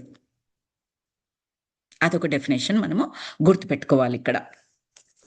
తర్వాత ఆహ్, ఈ సోల్ లెవెల్‌లోనే బ్రాడ్లీ సారాని అడుగుతాడు కదా! డిఫికల్ట్ సిట్యుయేషన్స్‌లో నాకు హెల్ప్ చేస్తావా? నేను ఫ్రస్ట్రేటెడ్ అయినప్పుడు నన్ను కాస్త కన్సోల్ చేస్తావా? నాకు నాకు చూసుకుంటావా? అని చెప్పేసి అన్నప్పుడు ఆ అమ్మాయి యెస్ అని చెప్తుంది. అందుకని ఇది చెప్పేటప్పుడు ఏం చెప్తుంది అంటే, రాబర్ట్ గారు ఉన్నారు కదా! మన రచయిత. ఆయనకి మన జెన్ ఏం చెప్తుంది అంటే, యెస్ నేను గమనించాను. అక్కడ సోల్ గైడ్ చెప్తుంది. ఫస్టే కార్బీ ఏం చెప్తుంది? వీళ్ళ సోల్ ప్లాన్ సెషన్‌ని ఆ కాన్ఫరెన్స్ రూమ్‌లో ఇదంతా చూపిస్తుంది. బ్రాడ్లీ అడగడము సోల్ స్టేట్‌లో నేను చెప్పేది. బ్రాడ్లీ సోల్ ఏమడుగుతుంది సారాని, "నేను ఫ్రస్ట్రేటెడ్‌గా అయినప్పుడు నాకు హెల్ప్ చేస్తావా సిస్టర్‌గా వచ్చి" అని. దాని తర్వాత ఇమ్మీడియేట్‌గా మనకేం చెప్తున్నారంటే, రాబర్ట్ అండ్ జెన్నిఫర్ మాట్లాడుకున్న ఒక విషయం గురించి మనకు చెప్తున్నారిక్కడ. ఏమని? యెస్. నాకు గుర్తొచ్చింది. ఎప్పుడైనా బ్రాడ్‌లీ మూడ్ ఆఫ్‌లో ఉన్నా, వియర్డ్ బిహేవియర్ ఉన్నా, ఎక్స్‌ట్రీమ్ సిట్యుయేషన్‌లో ఉన్నా, మా అందరికంటే సారా బాగా అర్థం చేసుకుంటది. కొన్నిసార్లు అతను బయటికి ఏమీ చెప్పకపోయినా, అతన్ని ఇలా చూసి ఈ అమ్మాయి అలా అర్థం చేసుకుంటదట. తల్లి కన్నా ఎక్కువగా కూడా బెటర్‌గా అర్థం చేసుకుంటుంది. అండ్ ఎగ్జాక్ట్‌లీ ఆ అబ్బాయికి ఆ టైంలో ఎలా ప్రవర్తిస్తే నచ్చుతుందో, ఎలా ప్రవర్తిస్తే ఆ సిట్యుయేషన్ నుంచి బయటకొస్తాడో అలా చేస్తుందట ఈ అమ్మాయి. గమనించండి మాస్టర్స్. అగ్రిమెంట్ ఎలా జరిగింది? సోల్ లెవెల్లోనే. ఒక చిన్న promise, will you be able to help me when I'm frustrated in my life situations? She said yes, and she is continuing ప్రతి సిచ్యువేషన్లో. అది వాళ్ళకున్న కార్మిక్ రిలేషన్. నేను చెప్పాను కదా, కార్మిక్ రిలేషన్ కూడా ఉంటుంది అని చెప్పేసి ఈ పిల్లలకు వీళ్ళకు కూడా అని. సో సారాకి బ్రాడ్లీ కార్మిక్ రిలేషన్ అలా ఉంటుంది. తర్వాత ఇంట్యూషన్ లెవెల్లోనే వాళ్ళు ఒకరినొకరు అర్థం చేసుకుంటారు. మనం కూడా చూస్తాము మన ఇంట్లో పిల్లలు. అది ఎవ్రీడే వాళ్ళు కలిసి పెరగడం వల్ల వచ్చిన అండర్‌స్టాండింగ్ మాత్రమే కాకపోవచ్చు మాస్టర్స్ ఆల్ ద టైమ్. మనకన్నా బెటర్‌గా వాళ్ళు ఒకరినొకరు అర్థం చేసుకోవడం కూడా చాలా గమనిస్తూ ఉంటాం కొన్నిసార్లు. కొంతమంది పిల్లలేమో అసలు బద్ధ శత్రువుల టైప్‌లో పోట్లాడుతూ ఉంటారు చిన్నప్పటి నుంచే. ప్రేమ ఉంటుంది, ఉండదు అని కాదు. బట్ పోట్లాట కూడా అంతే రీతిలో ఉంటుంది. So, that is again the soul స్టేట్‌లో అగ్రీమెంట్. నాట్ కలిసి పెరుగుతున్నందుకు వస్తున్న గొడవలు కాదు. కలిసి పెరుగుతూ వస్తున్నందుకు వాళ్ళకొకరంటే ఒకరి గురించి ఒకరికి తెలవడము అన్నది అది మాత్రమే కాదు. ఇది కూడా అని చెప్పడం నా ఉద్దేశ్యం. ఆ ఇంట్యూషన్ లెవెల్‌లో వాళ్ళు అర్థం చేసుకుంటారట. తరువాత తను ఏమని చెప్పారంటే ఆడియోలో, "ఎంత బావుంది కదా! వీళ్ళు అగ్రీమెంట్ చేసుకోవడము. సోల్ లెవెల్‌లో అర్థం చేసుకుంటే ఎంత బావుంటుంది కదా!" అని చెప్పారనమాట ఆడియోలో. అది యాజ్ ఇట్ ఈస్‌గా చెప్పాలి అనుకున్నాను. తర్వాత రాబర్ట్ గారు కార్బీ మెట్లిడ్‌కి ఇంకొక క్వెషన్ ఏశారు. ఏమని? "ఈ పిల్లలిద్దరి యొక్క ఆత్మ ప్రగతి జెన్ సోల్‌కి ఉపయోగపడుతుంది అని అనుకున్నాం కదా! ఎలా ఉపయోగపడుతుంది? దాన్ని కాస్త క్లియర్‌గా చెప్పండి" అని అడుగుతారు. పిల్లలిద్దరి యొక్క ఆత్మ ప్రగతి జెన్ సోల్ యొక్క ఆత్మ ప్రగతికి ఎలా ఉపయోగపడుతుంది? అది క్వెషన్. కార్బీ ఆన్సర్ చేస్తుంది. మెచ్యూర్డ్ సోల్స్ అనేవాళ్ళు యాక్చువల్‌గా టీచింగ్ కూడా తమ సోల్ ప్లాన్‌లో భాగంగా పెట్టుకొని వస్తారు అని మనం తెలుసుకున్నాం గదా మాస్టర్స్. ఈ కేస్‌లో జెన్ వేరొక సోల్‌కి ఎలా టీచ్ చెయ్యాలి అనేది ఒక ప్రధాన భాగంగా పెట్టుకొని వస్తుంది తన సోల్ ప్లాన్‌లో. ఓకే. తర్వాత రెండోదేంటంటే ట్రూత్‌ఫుల్ కమ్యూనికేషన్ అనేది మదర్ రోల్‌లో వాళ్ళిద్దరికీ టీచ్ చేయడం అనేది ప్రధానమైన subject. Truthful communication is the subject. ఎందుకు? Again go back previous birth 1930s. ఈమె న్యూస్ రిపోర్టర్ బెస్ట్‌గా కమ్యూనికేట్ చేసింది. వాళ్ళిద్దరూ నాజీస్ యుద్ధంలో అధికారంలో ఉన్నారు. అస్సలు కమ్యూనికేట్ చేయలేదు. సో, ట్రూత్‌ఫుల్ కమ్యూనికేషన్ లెసన్స్ ఈమెకు ఆల్రెడీ నేర్చుకొని ఉంది కాబట్టి న్యూస్ రిపోర్టర్‌గా తను ఫైన్‌గా షైన్ అయింది. అప్పటికే నేర్చుకొని ఉందామె. కాబట్టి ఆ లెసన్స్ ఆ పిల్లలకు నేర్పించడానికి ఇక్కడ ఇలా మదర్‌గా ఒప్పుకుంది. ఆ టీచింగ్ స్టైల్‌లో ఈమె కూడా నేర్చుకుంటూ ఉంటుంది. ఇప్పుడు నేను ఈ బుక్ మీకు చదువుతూ ఉన్నాను. ఇది మొత్తం నేను నేర్చుకొని మీకు చెప్పడం కాదు. కలిసి నేర్చుకుంటున్నాం మనందరము. ఇక్కడ ఉన్న గ్రూప్ ఎనర్జీస్‌ని బట్టే నాలో నుంచి ఆ జ్ఞానం బయటకొస్తూ ఉంటుంది. అంటే ద గ్రూప్ ఆల్సో సైలెంట్‌లీ ఏమీ మాట్లాడకుండా నాకు టీచ్ చేస్తున్నారు. It's a group learning. So, అది ఆమెకున్న బెనిఫిటు అని చెప్పేసి ఆ సోల్ గైడ్ చెప్తుందట. అంటే సోల్స్ భూమి పైన తమ చివరి జన్మలలో ఇప్పటి వరకు ఏవైతే వాళ్ళు నేర్చుకున్నారో ప్రీవియస్ జన్మలలో ఆ అనుభవాలన్నీ కూడా రంగరించి ఇక్కడ జన్మ తీసుకున్న యంగర్ సోల్స్‌కి షేర్ చేయడానికి వస్తారట. ఆ యంగర్ సోల్స్ కొన్ని కొన్ని సార్లు మన ఫ్యామిలీ మెంబర్సే అవ్వక్కర్లేదు మాస్టర్స్. బయట ప్రజలందరూ కూడా అవ్వచ్చు. లైక్ పత్రిజీ. కొన్ని లక్షల కోట్ల మందికి ధ్యానం గురించి, జ్ఞానం గురించి వీటన్నింటి గురించి చెప్పారు. మనమందరమేమి ఆయన ఫ్యామిలీ కాదు. Soul family. ఆయన అలా బోధించడానికొచ్చారు. సో, అలా వస్తారట. జెన్ రేయాన్ బ్రాడ్లీ అంటే తల్లి, ఇద్దరబ్బాయిలు. వీళ్ళని గమనిస్తే మనకు జెన్నిఫర్ తన బాయ్స్ యొక్క పర్సనల్ గ్రోత్‌కి సహాయం చేయడానికి, టీచ్ చేయడానికి వస్తుంది అని అర్థమవుతుంది. ఎప్పుడైతే మెచ్యూర్డ్ సోల్స్ యొక్క పర్సనల్ అకౌంట్ అంటే ఇక్కడ వాళ్ళ పర్సనల్ కార్మిక్ అకౌంట్ ఉంటుంది కదండీ! ఎవరి అకౌంట్ వాళ్ళదే. మన బ్యాంక్ అకౌంట్స్ ఉన్నట్టుగా కార్మిక్ అకౌంట్ ఎవరిది వాళ్ళకే ఉంటుంది. అందులో అసలు మనం ఏమి రాజకీయాలు చేయడానికి ఏమి ఉండదు. యాజ్ ఇట్ ఈజ్ రికార్డ్ అయిపోతది. నన్నెవ్వరూ చూడలేదు కదా! అర్ధరాత్రి నేను చేశాను ఈ తప్పు. తెలియకుండా చేశాను. ఎవరికి తెలియకుండా చేశావు? ఇమ్మీడియట్‌గా తెలుస్తుంది ప్రతి ఒక్కరికి కూడా. షూర్ అండి. హరిత గారు హ్యాండ్ రైజ్ చేశారు. మనం ఇది చెప్పుకున్న తర్వాత మీరు జస్ట్ రాసుకోండి ఏం మాట్లాడాలనుకున్నారో. చెప్పిన తర్వాత మనం మాట్లాడుకుందాం హరిత గారు. ఓకే. సో, అది ప్రతి ఒక్కటి కూడా రికార్డ్ అయిపోతుందనమాట. నేర్చుకున్న లెసన్స్, చేసిన తప్పులు అన్నీ కూడా రికార్డ్ అయిపోతాయి. సో, ఆ పర్సనల్ అకౌంట్ ఏదైతే ఉందో, మెచ్యూర్డ్ సోల్స్ యొక్క పర్సనల్ అకౌంట్ కరిగిపోయినప్పుడు అంటే అయిపోయినప్పుడు, ఆ స్థాయిలో కూడా మెచ్యూర్డ్ సోల్స్ ఏం చేస్తారంటే, యంగ్ సోల్స్‌కి టీచ్ చేయడానికి మాత్రమే వస్తూ ఉంటారట. అంటే కర్మ గురించి పుట్టలేదు అని అర్థం వాళ్ళు. అలా కొన్ని జన్మలు ఉంటాయి.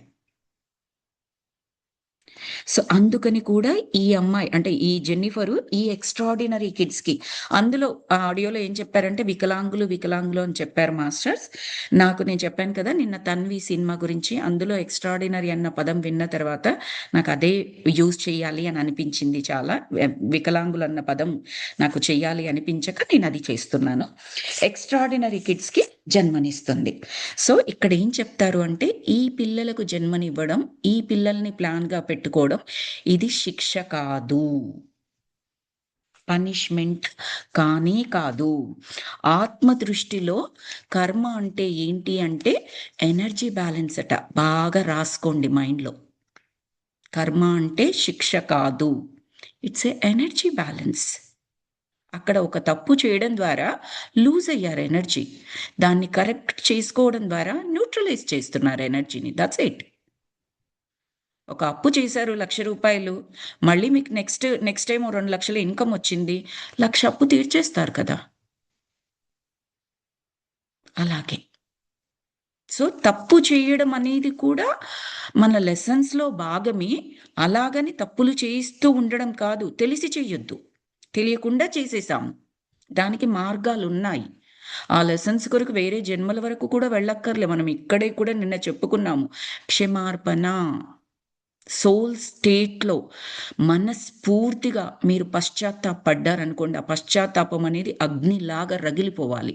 ఆ అగ్నిలో మీరు చేసిన తప్పు దగ్ధమైపోతుంది. ఇంక మిగలదు. దాని శేషం ఏమీ ఉండదు. లెసన్ నేర్చేసుకున్నారు. నేను దాన్ని ఒక ఎగ్జాంపుల్ చెప్తానండి. నాకు ఈ కర్మ, ఈ జ్ఞానము, ఈ లెసన్స్ తీసుకున్న తర్వాత ఇంట్లో ఏ చిన్న పని చేసినా, ఏది చేసినా కూడా ఆ రిలేటెడ్ జ్ఞానం కనపడుతూ ఉంటది. సరదాగా ఊరికే అంటూ ఉంటాను మా పిల్లలతో, మా హస్బెండ్‌తో కూడా.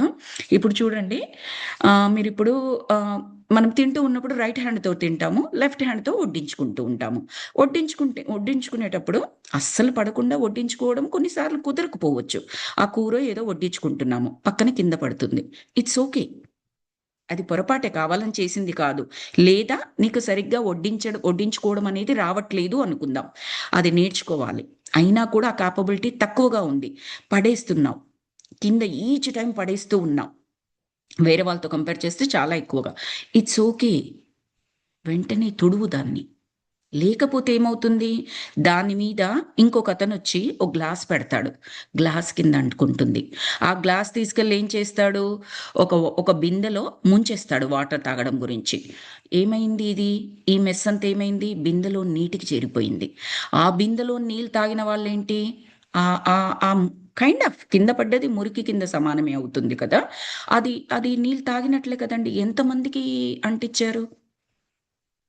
ఇంకా ఆ గ్లాస్ తీసుకెళ్ళి మీరు ఎక్కడెక్కడైతే పెడతారో నీట్ ప్లేసెస్‌లో, అన్ని ప్లేసెస్‌లో అది అంటుకున్నట్లే కదా!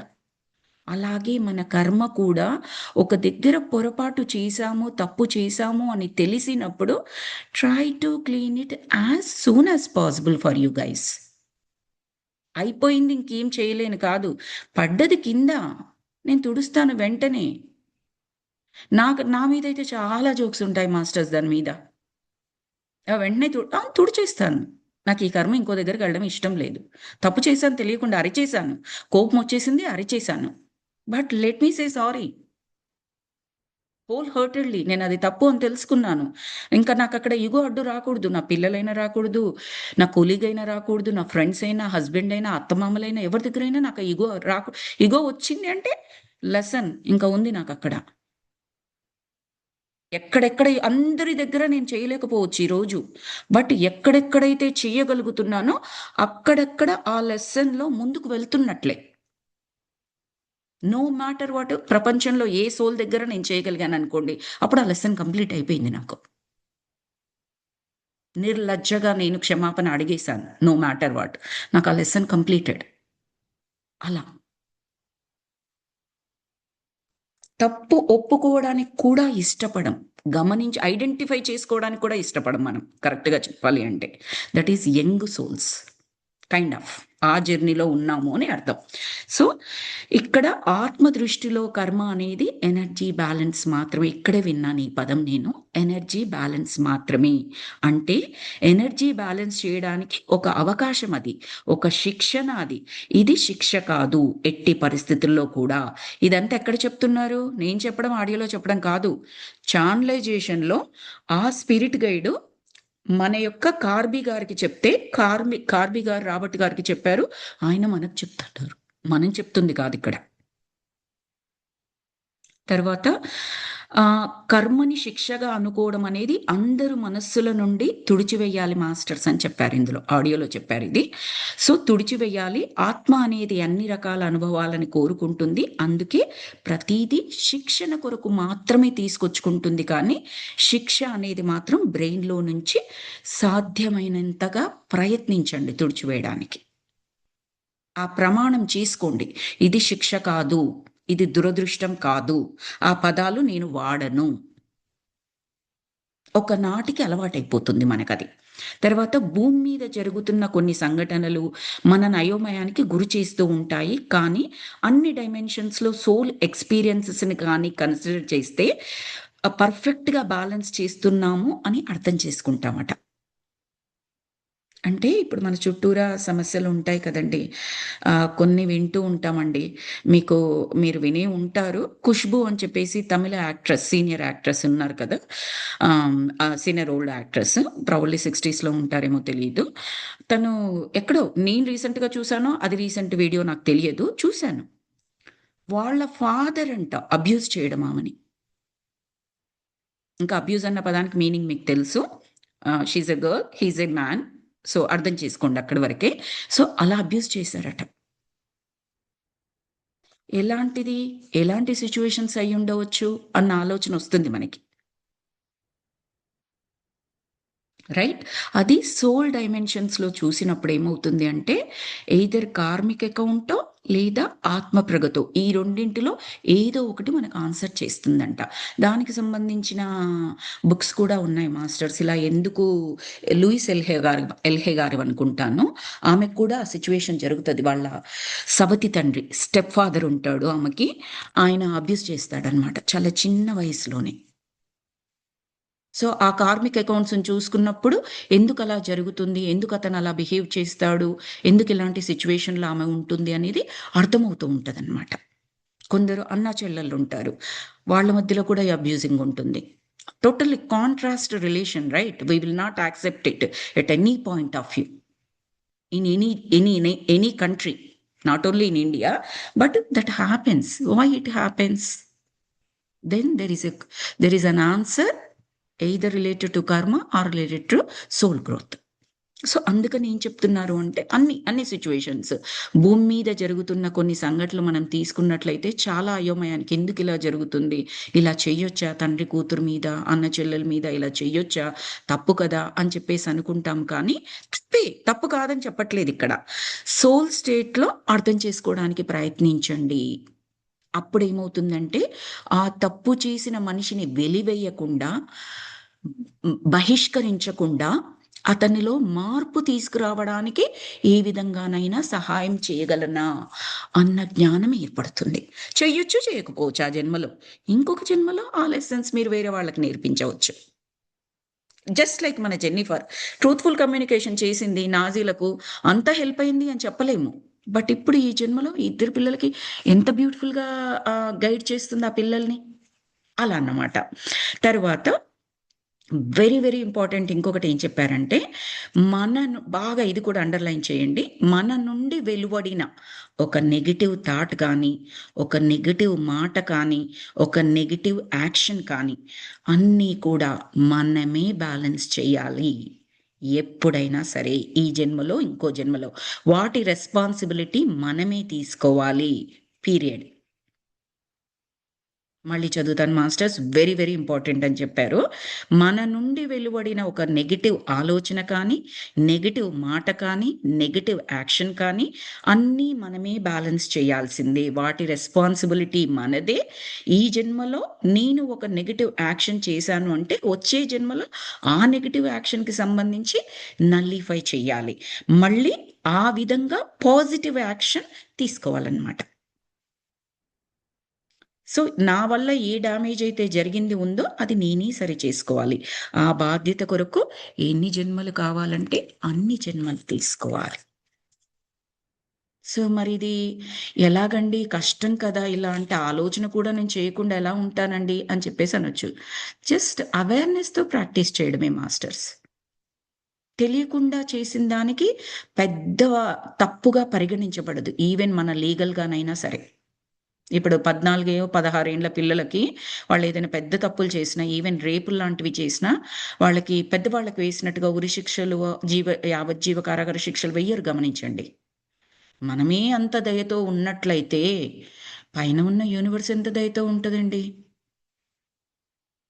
సో అలా అన్నమాట. సో అదొకటి వెరీ వెరీ ఇంపార్టెంట్ చెప్పారు. బ్రాడ్లీ రయాన్ వాళ్ళిద్దరూ వాళ్ళ చాయిస్ ప్రకారమే ఈ జన్మలు తీసుకున్నారు. ఇది కూడా కంటిన్యూ చేస్తున్నారు ఛానలింగ్లో. వాళ్ళ లెర్నింగ్స్ని ఫాస్ట్గా నేర్చుకోవడానికట, అంటే ఆ లెసన్స్ పూర్తి చేసుకోవడానికంట మల్టిపుల్ డిజార్డర్స్ పెట్టుకొని వచ్చారు. వాడికి సీరియస్ ఆటిజం పెట్టుకున్నాడు, సరిపోదా, ఇంకా బ్లైండ్ కూడా పెట్టుకొని వచ్చాడు. వీడు ఆటిజంలో ఒక స్పెక్ట్రమ్ డిజార్డర్ పెట్టుకొని వచ్చాడు, సరిపోదా, ఇదేంటి బైపోలార్ డిజార్డర్, అటెన్షన్ డెఫిసిట్ పెట్టుకున్నాడు. ఎందుకంటే ఫాస్ట్గా లెసన్స్ పెట్టుకోవడానికి. మోరు దురదృష్టవంతులై కాదు అక్కడ. తర్వాత రాబర్ట్ ఇంకొక క్వశ్చన్ అడిగారు కార్బీ గారిని. ఈజ్ ఇట్ ఓకే మాస్టర్స్ నేను కంటిన్యూ చేస్తే? ఇది ఈరోజు కంప్లీట్ చేయాలి అనుకుంటున్నాను. ఒక్కసారి నాకు ఎవరైనా అంటే మీ హ్యాండ్ రేస్ చేసి చెప్పండి. అదే రేపు కంటిన్యూ చేసుకుందామా, ఎందుకంటే డిస్కషన్ చేసుకోవడానికి కూడా టైం ఉండదు కదా మళ్ళీ, అందుకని. రేపు పౌర్ణమి సెషన్స్ ఉన్నాయండి, అందుకని మళ్ళీ మన గ్యాప్ వస్తుంది నెక్స్ట్ ట్యూస్డే వరకు, అందుకని. ఎంతసేపు పడుతుంది ఇది? ఇంకా కొన్ని పేజెస్ ఉందండి. మీరు చెప్పినట్టు ఇంకొక క్లాస్ పడుతుంది, బట్ మరి నెక్స్ట్ అంటే వీక్ అవుతుంది. తొందరపడి ఇప్పుడు డిస్కస్ చేసుకుండా తీసుకోవటం ఎందుకు నాలెడ్జ్, మళ్ళీ కంటిన్యూ చేసుకుందాం కదా. We can do one thing, ఈ రోజు క్లాస్ కంప్లీట్ చేసుకుని మనం నెక్స్ట్ వీక్ క్లాస్లో ఒక క్లాసే పెట్టేసుకుందాం. కుదిరితే మండే రోజు మాధురి గారిది కదా, ఆ రోజు మీరు మళ్ళీ ఒకసారి రికార్డింగ్స్ వినండి, ఇంకేమైనా పాయింట్స్ ఉంటే రాసుకోండి, క్వశ్చన్స్ ఉంటే రాసుకోండి, we డిస్కస్ చేద్దాం. How about that? Okay okay okay okay, let's continue. 2 hand raises చూసాను, ఐఎమ్ కంటిన్యూ. ఇన్ కేస్ ఎవరికైనా అర్జెంట్ ఉండి తొందరగా ఉంటే you can drop masters, recording ఎలాగో ఉంటుంది మీకు. ఓకే, తర్వాత రాబర్ట్ గారు ఇంకొక క్వశ్చన్ అడిగారు కార్బీ గారిని. హ్యాండిక్యాప్డ్ చిల్డ్రన్ కలిగిన పేరెంట్స్కి మీరేమైనా చెబుతారా? ఈ క్వశ్చన్స్ అన్ని కూడా వెరీ ఇంపార్టెంట్, బ్యూటిఫుల్ క్వశ్చన్స్ అండి, మనందరికి పనికొచ్చేవి. వాళ్ళ పేరెంట్స్కి ఏమైనా చెప్తారా అంటే ఆ ఎక్స్ట్రాడినరీ కిడ్స్కి కలిగిన పేరెంట్స్కి ఏమైనా చెప్తారు అంటే, కార్బీ తన సోల్ గైడ్, ఆమె యొక్క సోల్ గైడ్ ఎలా చెప్తుందంటే, పైన సోల్ ప్లేన్లో ఉన్న సోల్ గైడ్ ఏమని చెప్తుందంటే, honour them, respect them, respect their soul plan. గౌరవించండి. ఆ ఎక్స్ట్రాడినరీ కిడ్స్ యొక్క ఛాలెంజింగ్ సిచ్యువేషన్ ఏదైతే ఉందో అది వాళ్ళ సోల్ ప్లాన్ అని గుర్తించి ఆనర్ దెమ్, గౌరవించండి. తర్వాత don't question why this happen to me అని గాడ్ని అడక్కండి. నాకెందుకు ఇలా జరిగింది అని గాడ్ని అడక్కండి. పుట్టుగుడ్డి ఆటిజం పిల్లలు ఎందుకు నాకు ఒకడున్నాడు ఇంకొకడు కూడా అలాగే రావాలా అని అడక్కండి. క్వశ్చన్ వెయ్యకండి అంటే నెగటివ్ వేలో వెయ్యకండి. దాన్ని రీజన్ ఏదో కనుక్కోవడానికి, సోల్ స్టేట్లో ఆలోచించడానికి you always ask that question, what is the reason behind this అనేది, out of curiosity about the wisdom, అప్పుడు చెయ్యొచ్చు. బట్ ఒక దురదృష్టము అన్న స్థితిలో నుంచి అడుగుతాం చూడండి, అలా అడక్కండి. అదొకటి చెప్పారు సోల్ గైడ్. మూడోది ఏం చెప్పారంటే, రిమెంబర్ వన్ మోర్ థింగ్, ఈ ఎక్స్ట్రాడినరీ ఛాలెంజ్ ఏదైతే పెట్టుకొని వచ్చారో గుడ్డి కానివ్వండి, మూగ కానివ్వండి, చెవిటి లేదా మన మేజర్ యాక్సిడెంట్‌లో జేసన్ గారికి మొత్తం చచ్చుబడిపోయింది శరీరం అనుకున్నాం కదా! అలా దాన్నొక ఏం చేశారంటే శరీరాన్ని మీకు ఇంతకు ముందే చెప్పాను. సూట్ అన్న పదం వాడాను చూడండి. అది ఒక ఇల్ ఫంక్షనింగ్ సూట్. ఇల్ అంటే జబ్బు పడ్డ ఇంగ్లీష్‌లో. ఈ వర్డ్ వాడారక్కడ. ఇల్ ఫంక్షనింగ్ సూట్ అంటే జబ్బు పడ్డది. అంటే చిరిగిపోయిన ఒక వస్త్రం మనం ఏసుకున్నట్టుగా. అంత మాత్రం చేత మన చిరిగిపోయిన వస్త్రం వేసుకున్నంత మాత్రాన ఒక రోజు మనకు లేకనో, కుదరకనో వేసుకున్నంత మాత్రాన వ్యక్తిత్వం చిరిగిపోవాల్సిన అవసరం లేదు కదా! రైట్? అలాగే అది ఒక ఇల్ ఫిట్టింగ్, ఇల్ ఫంక్షనింగ్ సూట్. ఆ శరీరం అనేది. కానీ లోపల కంప్లీట్‌లీ ఫంక్షన్ అయిన సోల్ ఒకటుందని గమనించండి. మేజర్ యాక్సిడెంట్‌లో గూడా ఇలాంటిదే మనకొకటుంటుంది. ఈ 3 మనకు సోల్ గైడ్ చెప్తున్నారనమాట. రిమెంబర్ దట్ ఆ ఫిజికల్లీ ఛాలెంజ్డ్ శరీరం లోపల కూడా ఫుల్లీ ఫంక్షన్ అయ్యే ఒక సోల్ ఉందని గుర్తించండి. ఆ సోల్ ఒక ఇల్ ఫిట్టింగ్ సూట్‌ని ఒక పర్పస్ కొరకు సెలెక్ట్ చేసుకుంది అన్న విషయాన్ని మర్చిపోకండి. హేళన చెయ్యవద్దు. ఇతరులైతే మనకు అదొక జబ్బు కూడా ఉంటుంది. హేళన చేస్తూ ఉంటాము. పిలవడమే ఒక అసభ్యకరమైన రీతిలో ఓ గుడ్డివాడా, ఓ మూగవాడా, ఒక చెవిటివాడా ఈ టైప్‌లో కూడా పిలుస్తూ ఉంటారు. వాళ్ళకి ఏదైతే అది ఉందో ఛాలెంజింగ్ ఉందో దాన్ని పరంగా వాళ్ళని పిలుస్తూ ఉంటారు. Should not do it. Never ever. తర్వాత మన పిల్లలుగానే పుట్టినప్పటికి కూడా వాళ్ళ సోల్ ప్లాన్‌ని మనం రెస్పెక్ట్ చేయాలి. ఇది కేవలం ఫిజికల్లీ ఛాలెంజ్డ్ సోల్స్‌కి మాత్రమే కాదండి. ప్రతి ఒక్క పిల్లలకి ఇదే రూలు. అంటే ప్రతి ఒక్క పిల్లలు కన్న తల్లిదండ్రులకి ఇదే రూలు. ఎందుకంటే ప్రతి ఒక్కరు కూడా వాళ్ళ సోల్ ప్రకారమే అలా ఉంటూ ఉంటారు. ఆ సోల్ ప్లాన్‌లో మనం వేళ్ళు పెట్టకుండా ఉంటే చాలు అని చెప్తున్నారు.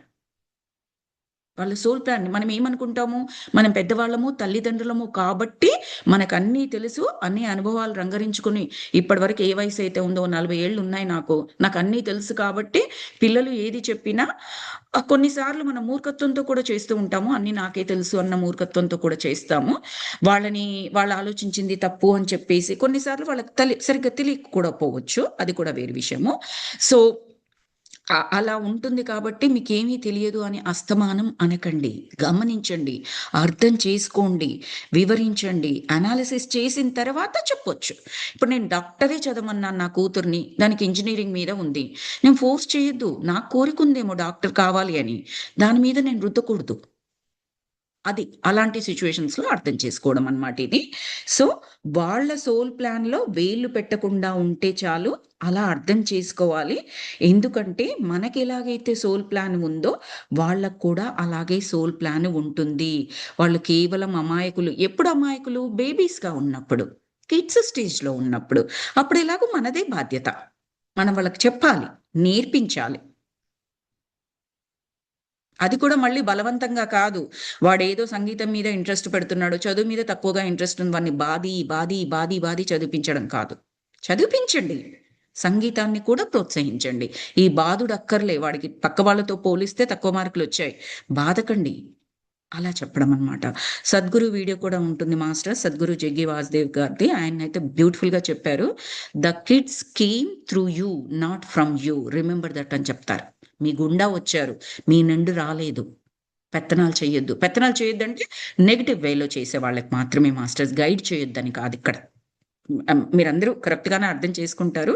బట్ నేను ఆడియో ఎవరు వింటారో కూడా తెలియదు కాబట్టి అన్ని రకాలుగా చెప్పడానికి ప్రయత్నిస్తున్నాను.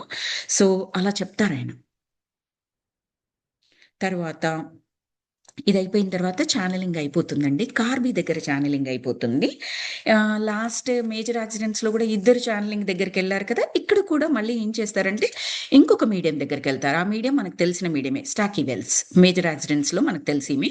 ఆ స్టాకీ వెల్స్ దగ్గరికెళ్తారు. ఎందుకు వెళ్తారు? ఒక మీడియం దగ్గర అయిపోయిన తర్వాత ఇంకొక దగ్గరంటే, ఇంకా ఏమైనా కొత్త విషయాలు తెలుస్తాయేమో అని. అంతే తప్పిస్తే ఇక్కడ చెప్పింది అబద్ధము అని కాదు, ఈమె చెప్పలేదు అని కాదు.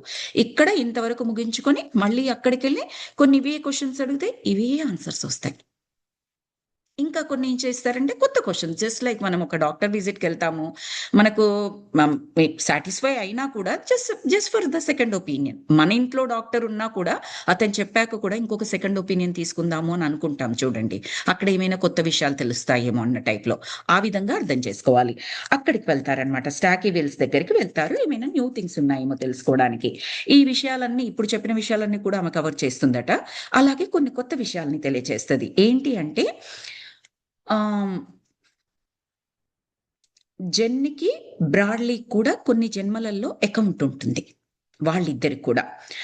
అయితే బ్రాడ్లీ బ్లైండ్ గా ఉండాలని నిర్ణయించుకున్నప్పుడు జెన్ని మదర్ గా సెలెక్ట్ చేసుకుంటాడు. ఎందుకంటే జెన్ మెచ్యూర్డ్ సోల్ లెవెల్లో ఉన్నప్పుడు అర్థమవుతుంది కదా, మెచ్యూర్డ్ సోల్ కాబట్టి నేను బ్లైండ్ గా ఉండి కమ్యూనికేషన్ లెసన్స్ నేర్చుకుంటాను, నువ్వు నాకు నేర్పించగలవా మదర్ గా ఉండి. వీళ్ళకి అకౌంట్ ఉంది కూడా కాబట్టి అంటేను ఆమె ఎస్ అని ఒప్పుకుంటుంది, because she can teach that. తర్వాత స్టాకీ వెల్స్ ఏం చెప్తుందంటే బ్రాడ్లీ గురించి ఇంకొన్ని విషయాల్ని ఇంకొద్దిగా వివరంగా చెప్తుంది. ఈ ఛానలింగ్ లో ఇంకొంచెం వివరంగా బ్రాడ్లీ గురించి తెలుస్తుంది. ఏంటంటే బ్రాడ్లీ ఒక జన్మలో ఇంగ్లాండ్ లో జన్మ తీసుకుంటారు. పుట్టినప్పుడే ఆ అబ్బాయికి ఇంకా అది వివరంగా చెప్పలేదు, కానీ ఒక అనాథలాగా ఉంటాడనమాట.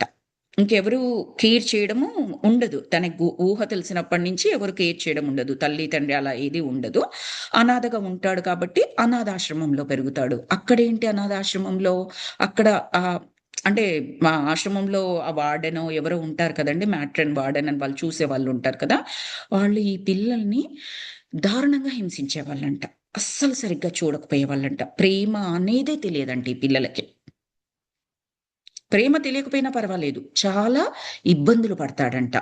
సో ఆ ఇబ్బందులు పడడం వల్ల అతనిలో చాలా భయం ఉంటుందంట. అంతే కదండి, చిన్న పిల్లలుగా ఉన్నప్పుడు వాళ్ళని అంత హింసిస్తే భయం కాక ఇంకేం ఏర్పడుతుంది వాళ్ళకి.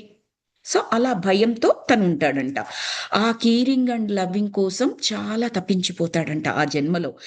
ఇంకా ఎంతో క్రూరత్వాన్ని ఇంకా ఆ లైఫ్ లో చూశాడు కదా. అంటే అలా ఉన్నప్పుడు, అనాథగా పెరిగినప్పుడు ప్రతి ఒక్కరూ అసహించుకుంటారు, హేళన చేస్తారు, బానిసగా చూస్తారు, ఇలా రకరకాలుగా చేస్తారు. కాబట్టి అవంతా అనుభవించి చాలా అలసిపోతాడు ఆ అబ్బాయి ఆ క్రూరత్వాన్ని చూసి. అందుకని ఏం చేస్తాడు అంటే ఈ జన్మలో ఇంకా నేను చూడను అని పెట్టుకుంటాడు. చూడండి మాస్టర్స్, చూశాను చాలా క్రూరత్వం, ఇంకెలాంటి క్రూరత్వాన్ని నేను చూడదలుచుకోవట్లేదు, అందుకని బ్లైండ్ గా ప్లాన్ చేసుకుంటాడట.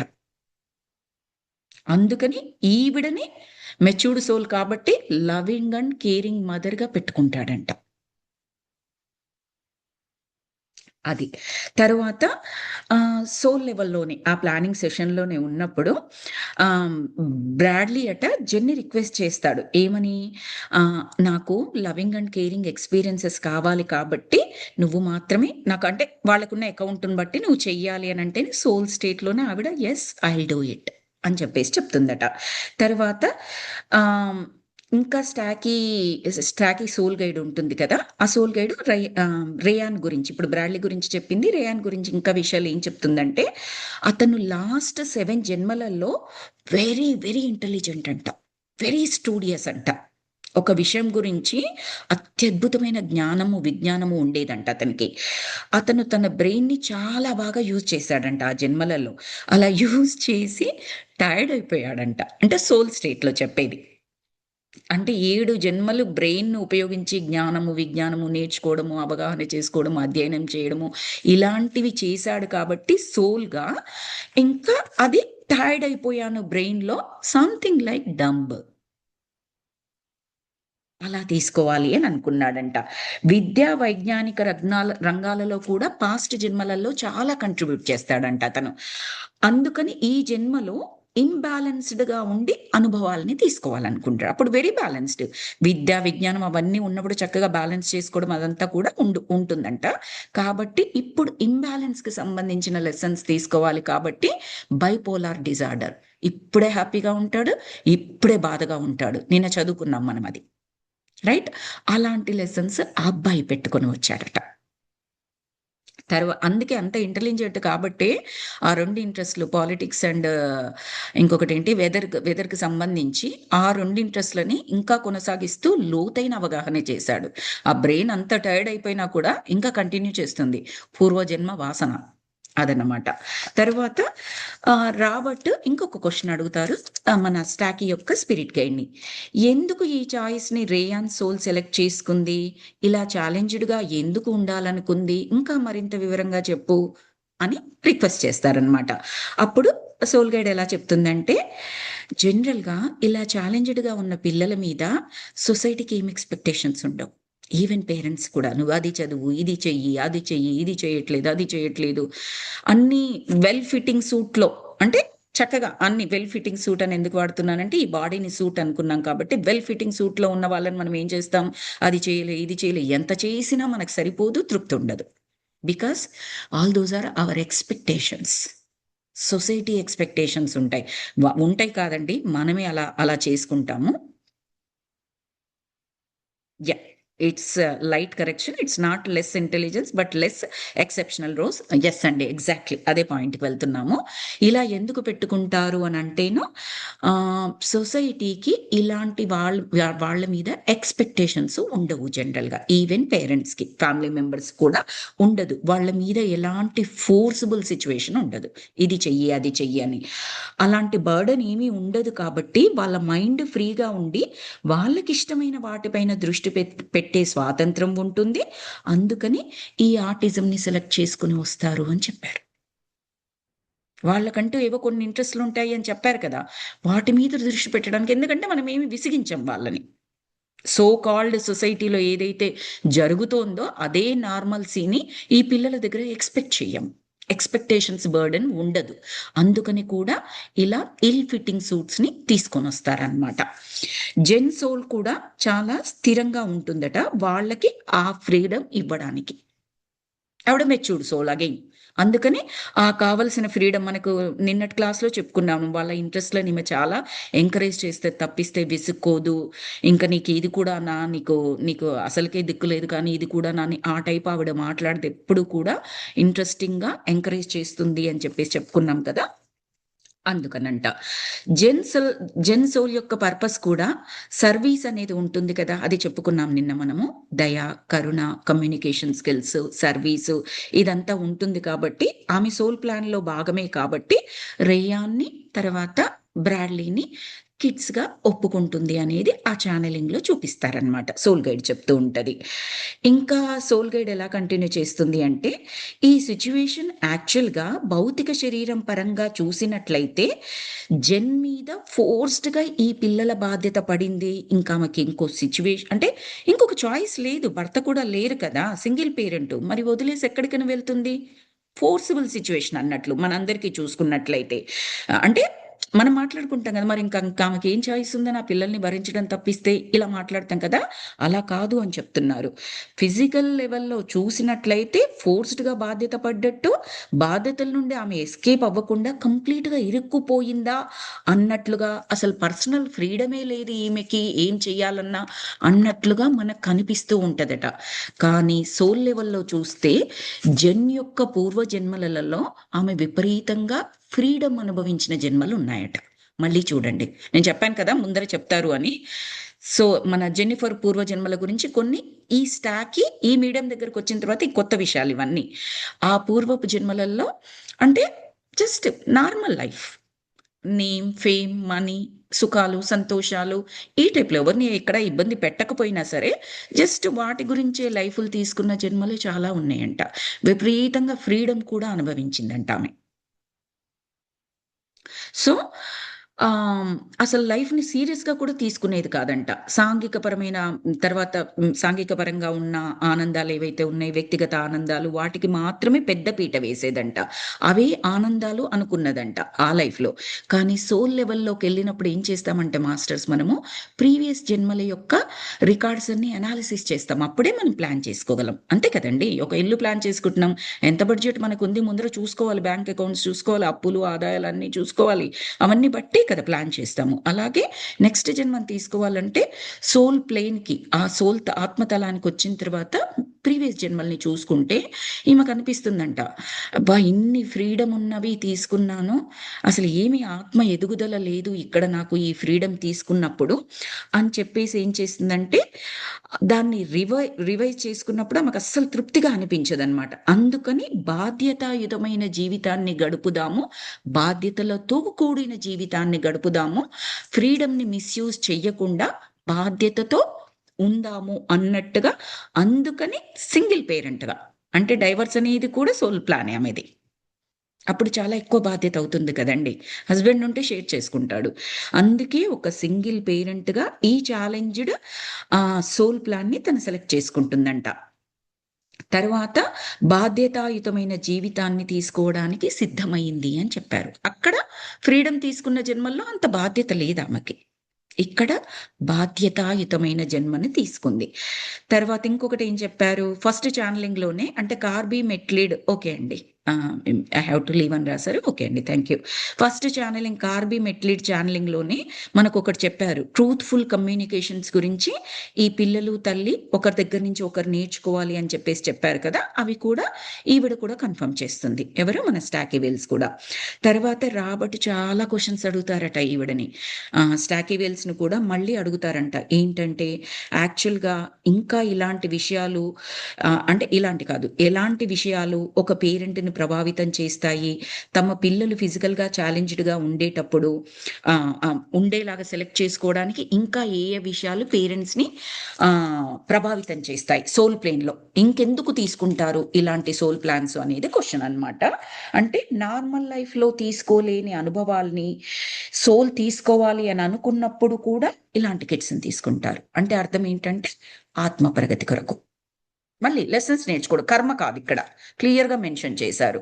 ఆల్ ద టైం కర్మ అని చెప్పేసి దాన్నే బ్లేమ్ చేయాల్సిన పని లేదు. నార్మల్ లెసన్స్ తీసుకొని బోర్ వచ్చినప్పుడు కూడా ఇలా సెలెక్ట్ చేసుకుంటారట. లైఫ్ లెసన్స్ని డిఫరెంట్ వేలో నేర్చుకోవడానికి అవకాశం ఉండడం ఇక్కడ మనకు ఉందన్నమాట. అంతేకాకుండా కేర్ టేకర్కి, అంటే ఆ కిడ్స్ కానివ్వండి, ఎవరినైతే మనం చూస్తున్నామో బాధ్యత మనకుందో వాళ్ళని టేక్ కేర్ చేసేటప్పుడు వాళ్ళ పట్ల అత్యంత దయ, కరుణ, ప్రేమ, సేవాతత్వము అవసరమైతే ఇవన్నీ కూడా ఉండాలంట. చచ్చినట్టు చేస్తున్నాను, తప్పనిసరి చేస్తున్నాను అన్నట్టు కాకుండా సోల్ లెవెల్లో ఆలోచించినప్పుడు ఆ ప్రేమ, దయ, కరుణ, ఎందుకంటే వాళ్ళు హెల్ప్ చేస్తున్నారు మనకి ఎదగడానికి. అదొక్క పాయింట్ మిస్ కాకూడదు మాస్టర్స్. వాళ్ళకి ఫిజికల్లీ ఛాలెంజ్డ్ అవ్వనివ్వండి, ఓకే అండి, వాళ్ళ ఫిజికల్లీ ఛాలెంజ్డ్ అవ్వనివ్వండి, ఏదైనా అవ్వనివ్వండి, బట్ మన ఆత్మ ప్రగతికి హెల్ప్ చేస్తున్నారు. పేరెంట్స్ సోల్స్ అంట ఒక వెహికల్ లాగా, ఒక వాహనం లాగా కిడ్స్ సోల్ ప్లాన్కి హెల్ప్ చేస్తూ ఉంటాయంట. వాళ్ళ లెర్నింగ్స్ కానివ్వండి, పిల్లల లెర్నింగ్స్ కానివ్వండి, కోరికలు కానివ్వండి, అనుభవాలు కానివ్వండి, ఏవైతే వాళ్ళు సోల్ ప్లాన్లో పెట్టుకొని వస్తారో వాళ్ళన్నింటినీ మోసుకు వెళ్ళే ఒక వెహికల్ లాగా, ఒక వాహనం లాగా పేరెంట్స్ సోల్ యాక్ట్ చేస్తూ ఉంటది. అదన్నమాట పేరెంట్కి ఉండాల్సిన బాధ్యత. తర్వాత ఇది నార్మల్ లైఫ్లో చూసుకున్నట్లయితే ఇంత ఎక్కువగా ఉండదు కదండి, ఈ ఛాలెంజ్డ్ సోల్ ప్లాన్లోనే ఉంటుంది అని చెప్తున్నారు. ఇంకొకటి ఏంటంటే ఇది ఒక యూనిక్ ఆపర్చునిటీగా భావించాలి. బోత్ పేరెంట్స్ అండ్ కిడ్స్, అంటే కిడ్స్కి తెలుసుకోగలిగిన సామర్థ్యం ఉన్నట్లయితే, వాళ్ళకి ఆ జ్ఞానం లేనప్పుడు వాళ్ళు అర్థం చేసుకోలేరులేండి, బట్ అర్థం చేసుకోగలిగిన వాళ్ళు ఉన్నట్లయితే ఇవి అంటే కొందరు పిల్లలకి వాళ్ళ సిచ్యువేషన్ అర్థమవుతుంది, నాకు ఎందుకు ఇలా ఉంది, భగవంతుడు ఎందుకు ఇలా ఇచ్చాడు అని అనుకుంటూ ఉంటారు కదా. వాళ్ళు కాస్త పెద్దగైన తర్వాతనైనా కూడా వాళ్ళు ఏమని అనుకోవాలి అంటే, it's an opportunity for me to grow at soul level అని అనుకోవాలి. ఎందుకంటే ఇరువురి సోల్ గ్రోత్ ఇందులో దాచి ఉంచబడింది, ఒక హిడెన్ గిఫ్ట్ లాగా, గుప్త నిధి అంట, ఆ వర్డ్ వాడారు ఇక్కడ. తర్వాత ఈ అగ్రిమెంట్స్ అన్నీ కూడా ప్రేమపూర్వకంగా తయారు చేసుకుంటారట ఆ సోల్ స్టేట్లో. అంతే ప్రేమపూర్వకంగా మనం ఇక్కడ ఆ బాధ్యతను నిర్వహించాలి అన్నట్టుగా చెప్తున్నారు. ఎప్పుడు నిర్వర్తించగలం, సోల్ స్టేట్లో ఉంటేనే నిర్వర్తించగలం. తర్వాత ఇంకొక క్వశ్చన్ అడిగారు స్టాకీ సోల్ గైడ్, ఏమనంటే ఇలాంటి ఎక్స్ట్రాడినరీ చిల్డ్రన్ ఉన్నప్పుడు పేరెంట్స్ జనరల్గా గిల్టీగా ఫీల్ అవ్వడం, అంటే వేరే పేరెంట్స్ దగ్గరికి వెళ్ళినప్పుడు, సొసైటీలకు వెళ్ళినప్పుడు గిల్టీగా ఇన్ ద సెన్స్ వాళ్ళు ఏమి కావాలని చేయరు, ఆటోమేటిక్గా వస్తుంది. సొసైటీ నార్మ్స్, సొసైటీ స్టాండర్డ్స్లో అంతగా ఇమ్మర్స్ అయిపోయాము. ఆ పిల్లల్ని దాచిపెట్టడం, ఆ పిల్లల బిహేవియర్ బయటకు కనిపించకుండా దాచడము, ఏదో సిగ్గుపడ్డం, తప్పు చేసినట్టుగా ఫీల్ అవ్వడము. లెట్స్ సే ఆ పిల్లలకి ఏమీ తెలియట్లేదు. ఇంకొక కిడ్‌ని కొట్టారనుకోండి, he did not do it on purpose. He doesn't know that we know as a parent. అవతలి వారికి కూడా తెలియాలది. వాళ్ళు తెలుసుకోలేరు. ఏదైనా అన్నారనుకోండి, అలాగని వాళ్ళని కొట్టమని చెప్పమని చెప్పట్లేదండి ఇక్కడ. సిగ్గుపడవద్దు వాళ్ళ బిహేవియర్ పట్ల. అది తెలియక వాడికి తెలియదసలది. నువ్వు చెప్పినా తర్వాత తప్పు అని చెప్పినా కూడా తెలియకపోవచ్చు.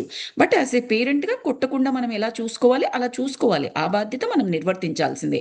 బట్ అవతలి పేరెంట్ ఏమనుకుంటాడో అని తప్పు చేసినట్టుగా ఫీల్ అవ్వడం, సిగ్గుపడ్డం, మనని మనం బ్లేమ్ చేసుకోవడం, అంటే మన కర్మని మనం బ్లేమ్ చేసుకోవడము, లేదా ఫ్రస్ట్రేషన్ ఆ పిల్లల మీద చూపించడము, లేదా ఇతర ఫ్యామిలీ మెంబర్స్ మీద చూపించడము చేయకూడదు అని చెప్తున్నారు.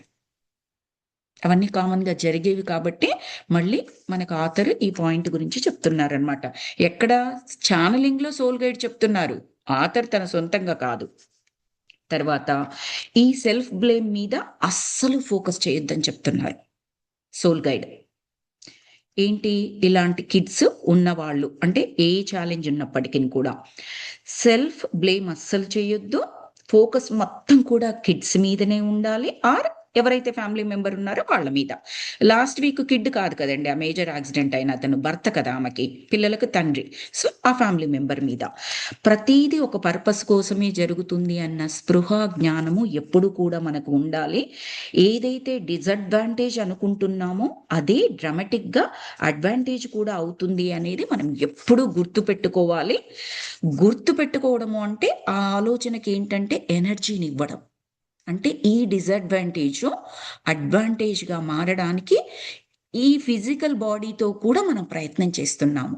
ఆలోచించడం ద్వారా, పదే పదే అనుకోవడం ద్వారా. It's not disadvantage. It is an advantage. అదే థాట్‌ను క్యారీ చేస్తూ ఉంటే అది అడ్వాంటేజ్‌గా, మిరకిల్‌గా మారుతుంది మనకి. మనకి, మన పిల్లలు ఆర్ ఫ్యామిలీ మెంబర్స్‌కి.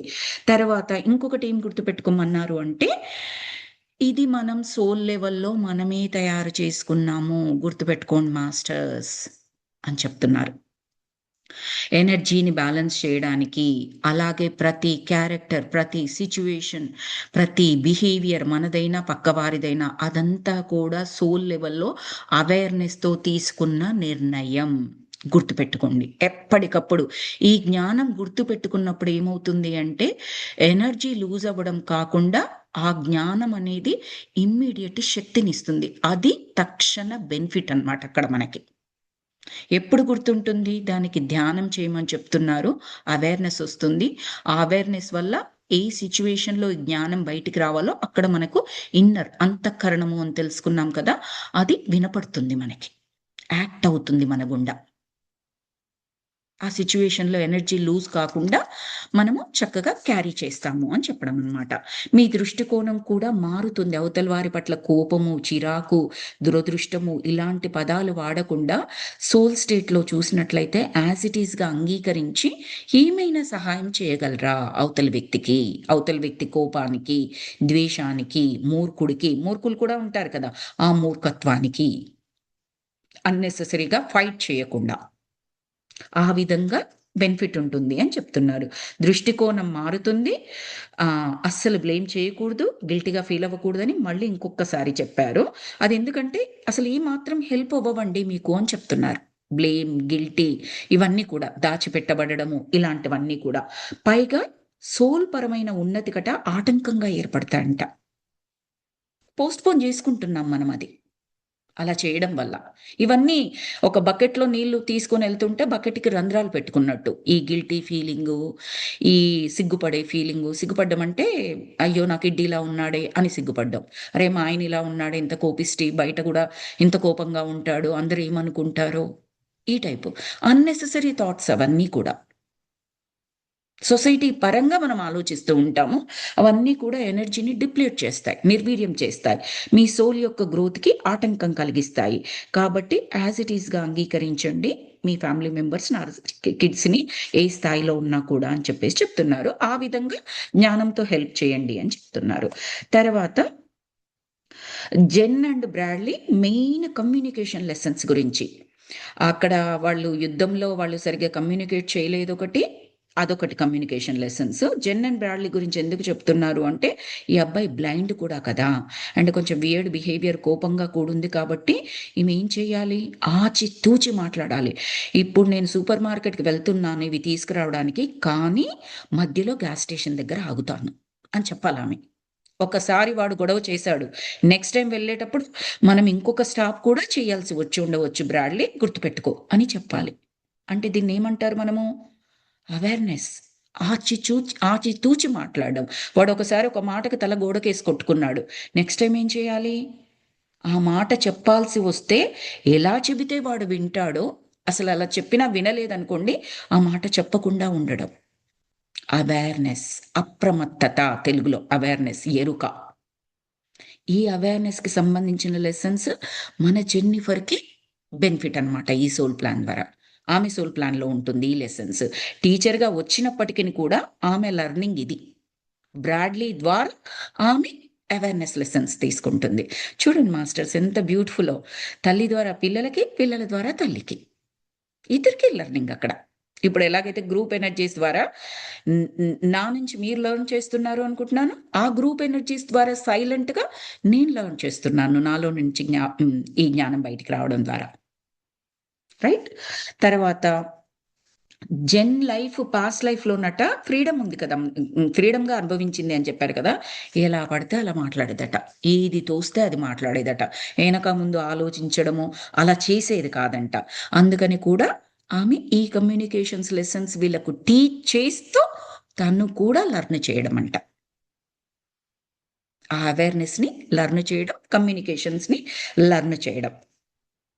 తర్వాత ఇంకేం చెప్తున్నారంటే, అలానే పేరెంట్స్ కూడా వాళ్ళ ఆత్మ ప్రగతి కొరకే చూస్ చేసుకుంటారు. దయా, కరుణ, ప్రేమ, సేవ, అన్కండిషనల్ లవ్, మాట మీద ఎరుక, ఇలాంటి లెసన్స్ తీసుకోవడం కోసం జెన్ ఇలాంటి పిల్లల్ని సెలెక్ట్ చేసుకుంది అని చెప్పేసి వాళ్ళు ఒక్కసారి కన్ఫర్మ్ చేస్తారు ఛానలింగ్లో.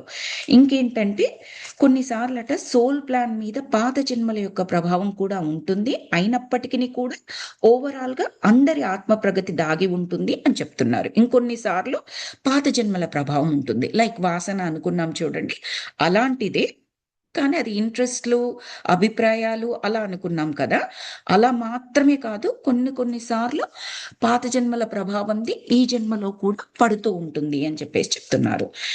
అది ఇంకొన్నిసార్లు కేవలం కర్మ మాత్రమే కాకపోవచ్చు అని అనుకున్నాం చూడండి ఇంతకుముందే, కొత్త కొత్త ఎక్స్పీరియన్స్ని తీసుకోవడానికి ఇలా సెలెక్ట్ చేసుకుంటారు. అది కూడా మళ్ళొక్కసారి కన్ఫర్మ్ చేసింది. ఎందుకు మళ్ళీ మళ్ళీ చెప్తున్నారంటే మాస్టర్స్, ఆ ఛానలింగ్లో చెప్పినా, ఈ ఛానలింగ్లో చెప్పినా, ఆ సోల్ గైడ్స్ చెబుతున్నది ఒకటే అని గమనించండి. మరికొన్ని కొత్త విషయాలు తెలుస్తున్నాయి, అంతే తప్పిస్తే పాత విషయాలలో తప్పు అని మనకేమీ తెలియట్లేదు. అదే కన్ఫర్మ్ చేస్తున్నారు, అందుకని చెప్పారనమాట. రేయాన్ యొక్క బైపోలార్ డిజార్డర్ తీసుకుంటే అతను ఇంబ్యాలెన్స్తో అనుభవాలని తీసుకోవడానికి వచ్చాడు అని అర్థమవుతుంది. ఎందుకంటే పాస్ట్ లైఫ్లో అతను వెరీ బ్యాలెన్స్డ్గా ఉంటాడు, ఇంటెలిజెంట్ అని చెప్పాను కదా, విపరీతమైన ఇంటెలిజెంటు, చాలా స్టూడియస్గా ఉంటాడు అని చెప్పాను కదా, అందుకని ఇంబ్యాలెన్స్డ్గా అతనికి ఆ జన్మలు బోర్ వచ్చాయట.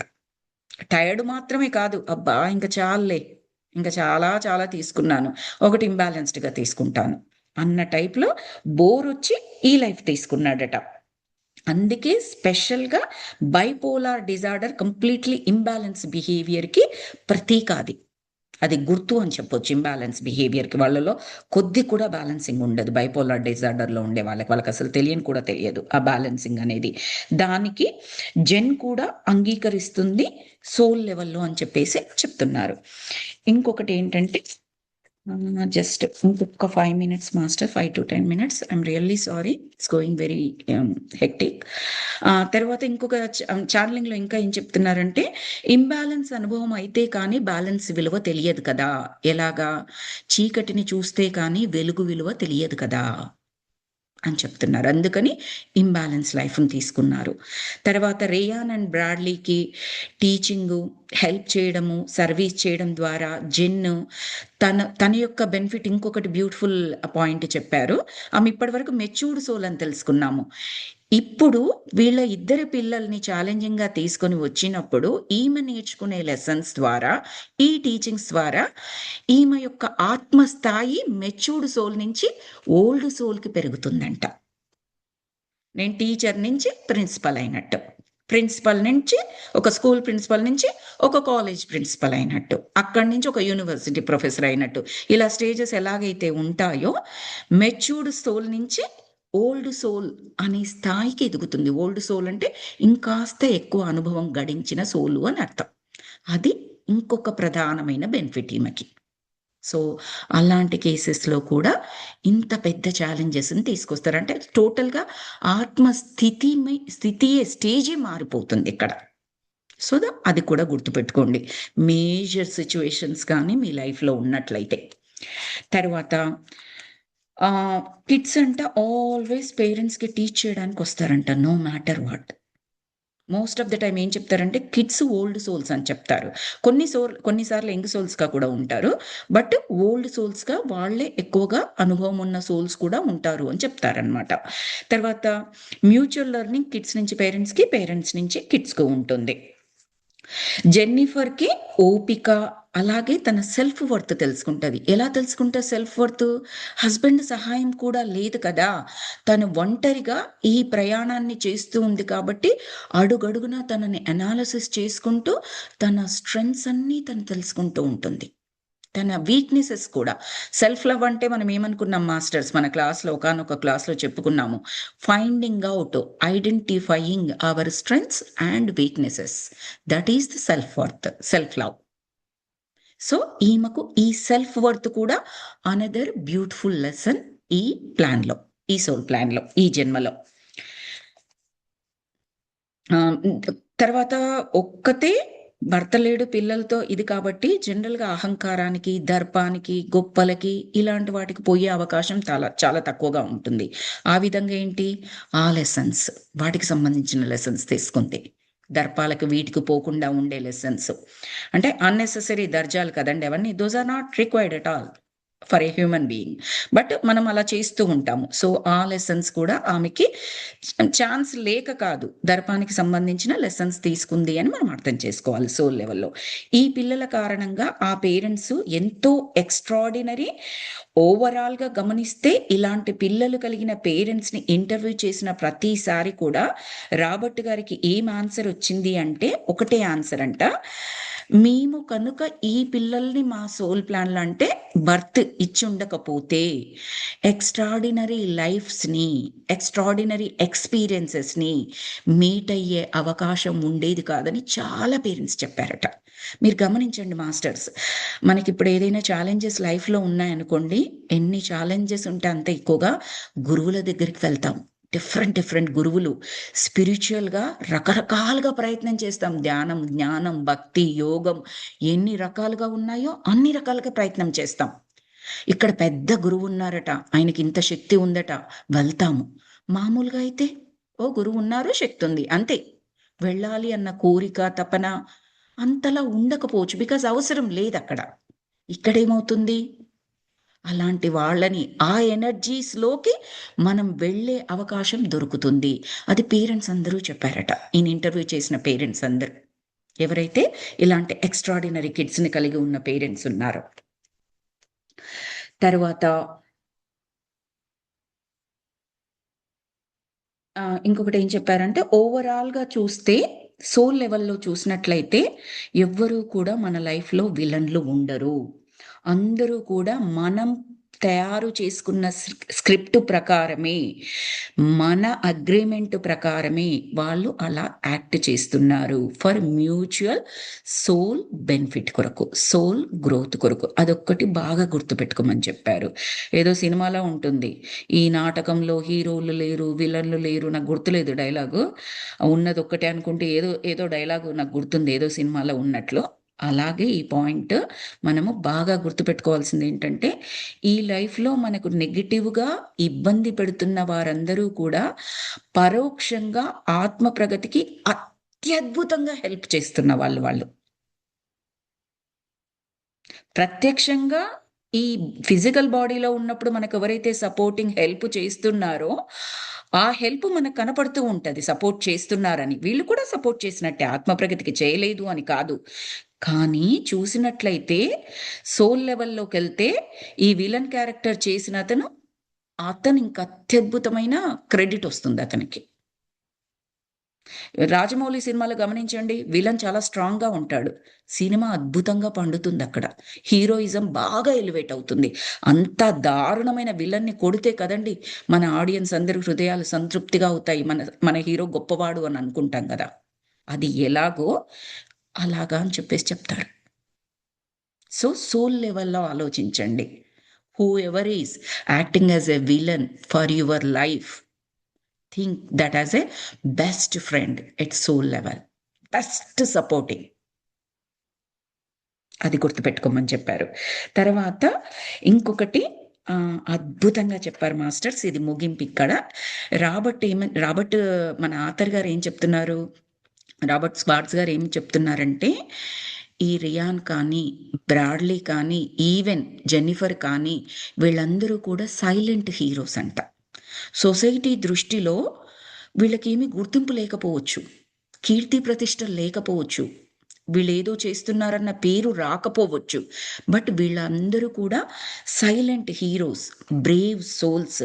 సొసైటీ పరంగా గుర్తింపు లేకపోయినా కూడా, ఎందుకంటే ఈ పోటీ ప్రపంచంలో స్పెషల్ గుర్తింపు, ప్రశంసలు ఇవి లేకపోతే ఎవరు ఏదీ చెయ్యరు. ఇప్పుడు మన ఇల్లు ఉందండి, ఎవరైనా వస్తున్నాము అంటే సర్దుకుంటాం, నీట్‌గా పెట్టుకుంటాం, తుడిచేసుకుంటాం, అన్నీ చేసుకుంటాం. ఎవరో ఒక రోజు ఒక గంట సేపు 2 గంటలు వచ్చిపోతే ఇంత కష్టపడి వాళ్ళకి అందంగా చూపించడానికి ప్రయత్నం చేస్తున్నామే, ఆ మాత్రం విలువ మనకి మనం ఇచ్చుకోలేమా?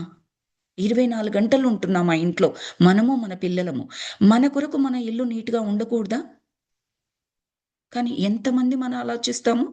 దానికి రకరకాల కారణాలు చెప్పుకుంటాము. మనకు బిజీ ఉండవచ్చు, ఇంకొకటి ఉండొచ్చు, ఇంకొకటి ఉండొచ్చు. అవన్నీ కూడా కారణాలు కాదు అని చెప్పట్లేదు.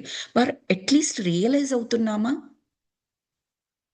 ఎంత గుర్తింపు ఎక్కడివ్వాలో అక్కడ ఇస్తున్నామా అని అర్థం చేసుకుంటున్నామా?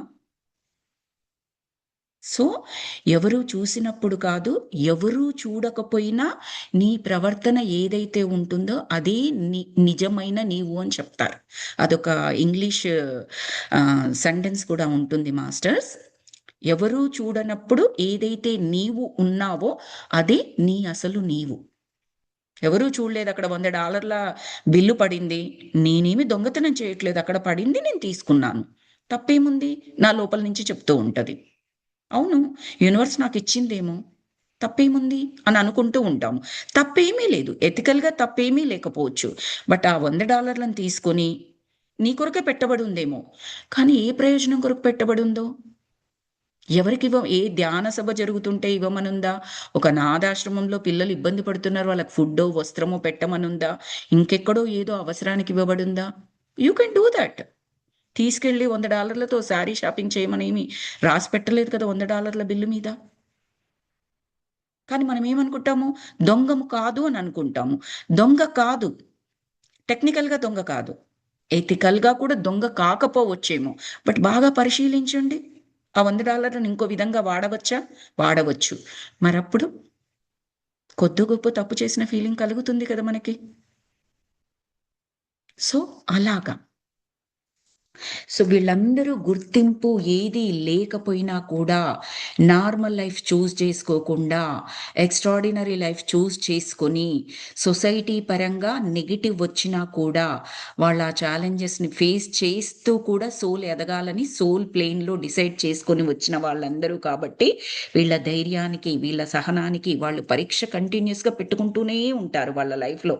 కాబట్టి సొసైటీ గొప్పలు, సొసైటీ మెజర్‌మెంట్స్‌తో పోలిస్తే వీళ్ళు హీరోలు కాదేమో కానీ వీళ్ళందరూ కూడా సైలెంట్ హీరోస్. జెన్నిఫర్ అక్కడ దురదృష్టము అన్న పదం తీసేసి మనం వాడాల్సింది, the right word used is silent hero, silent heroine. వాడు దురదృష్టకరమైన జీవితం కాదు. He is a silent hero. She is a silent heroine.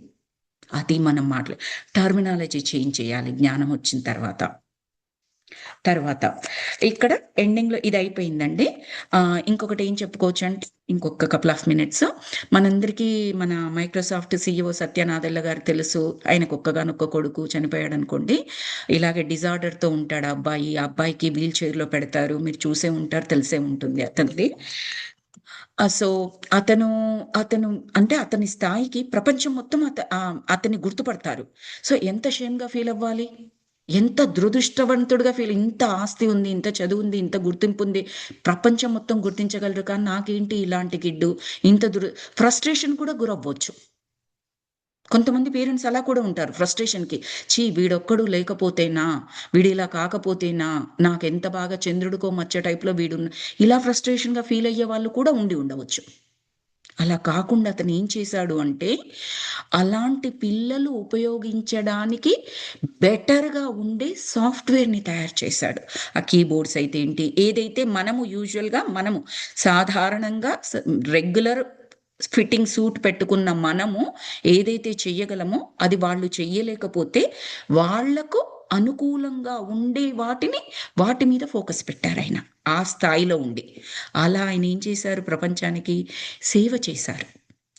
ఎందుకు ఆ అబ్బాయిని ఆయన సత్యానాదెల్ల గారు పెట్టుకున్నారు అంటే, ఈజీగా మనందరము ఆన్సర్ చేయగలం మనకున్న జ్ఞానంతో. సింపుల్, ఈ సేవ చేయడానికి. ఆ అబ్బాయి అతనికి పుట్టుండకపోతే, అంత పెద్ద స్థానంలో ఉన్నా వీళ్ళ గురించి ఆలోచించాల్సిన థాట్ కూడా ఉండకపోవచ్చు కదా ఆయనకి. But he did that. అదొకటి చెప్తారనమాట, అందరికీ అనుకూలంగా ఉండేది. సో ముఖ్యంగా గుర్తుపెట్టుకోవాల్సింది ఏంటంటే, సోల్ స్థాయిలో ఆలోచించడం. అప్పుడు ఆలోచించినప్పుడు ఎవరికీ కూడా హాని చెయ్యరు, ఒకరికొకరు లెసన్స్ నేర్పించుకోవడానికి వచ్చారు. ఆ విలన్గా ఉన్న వాళ్ళు పరోక్షంగా మనకి హెల్ప్ చేస్తున్నారు. వాళ్ళు మనం పెట్టుకున్న పాత్రధారులే కానీ సూత్రధారులు కాదు. సూత్రం అంతా మనమే తయారు చేసాము, స్క్రిప్ట్ అంతా మనమే.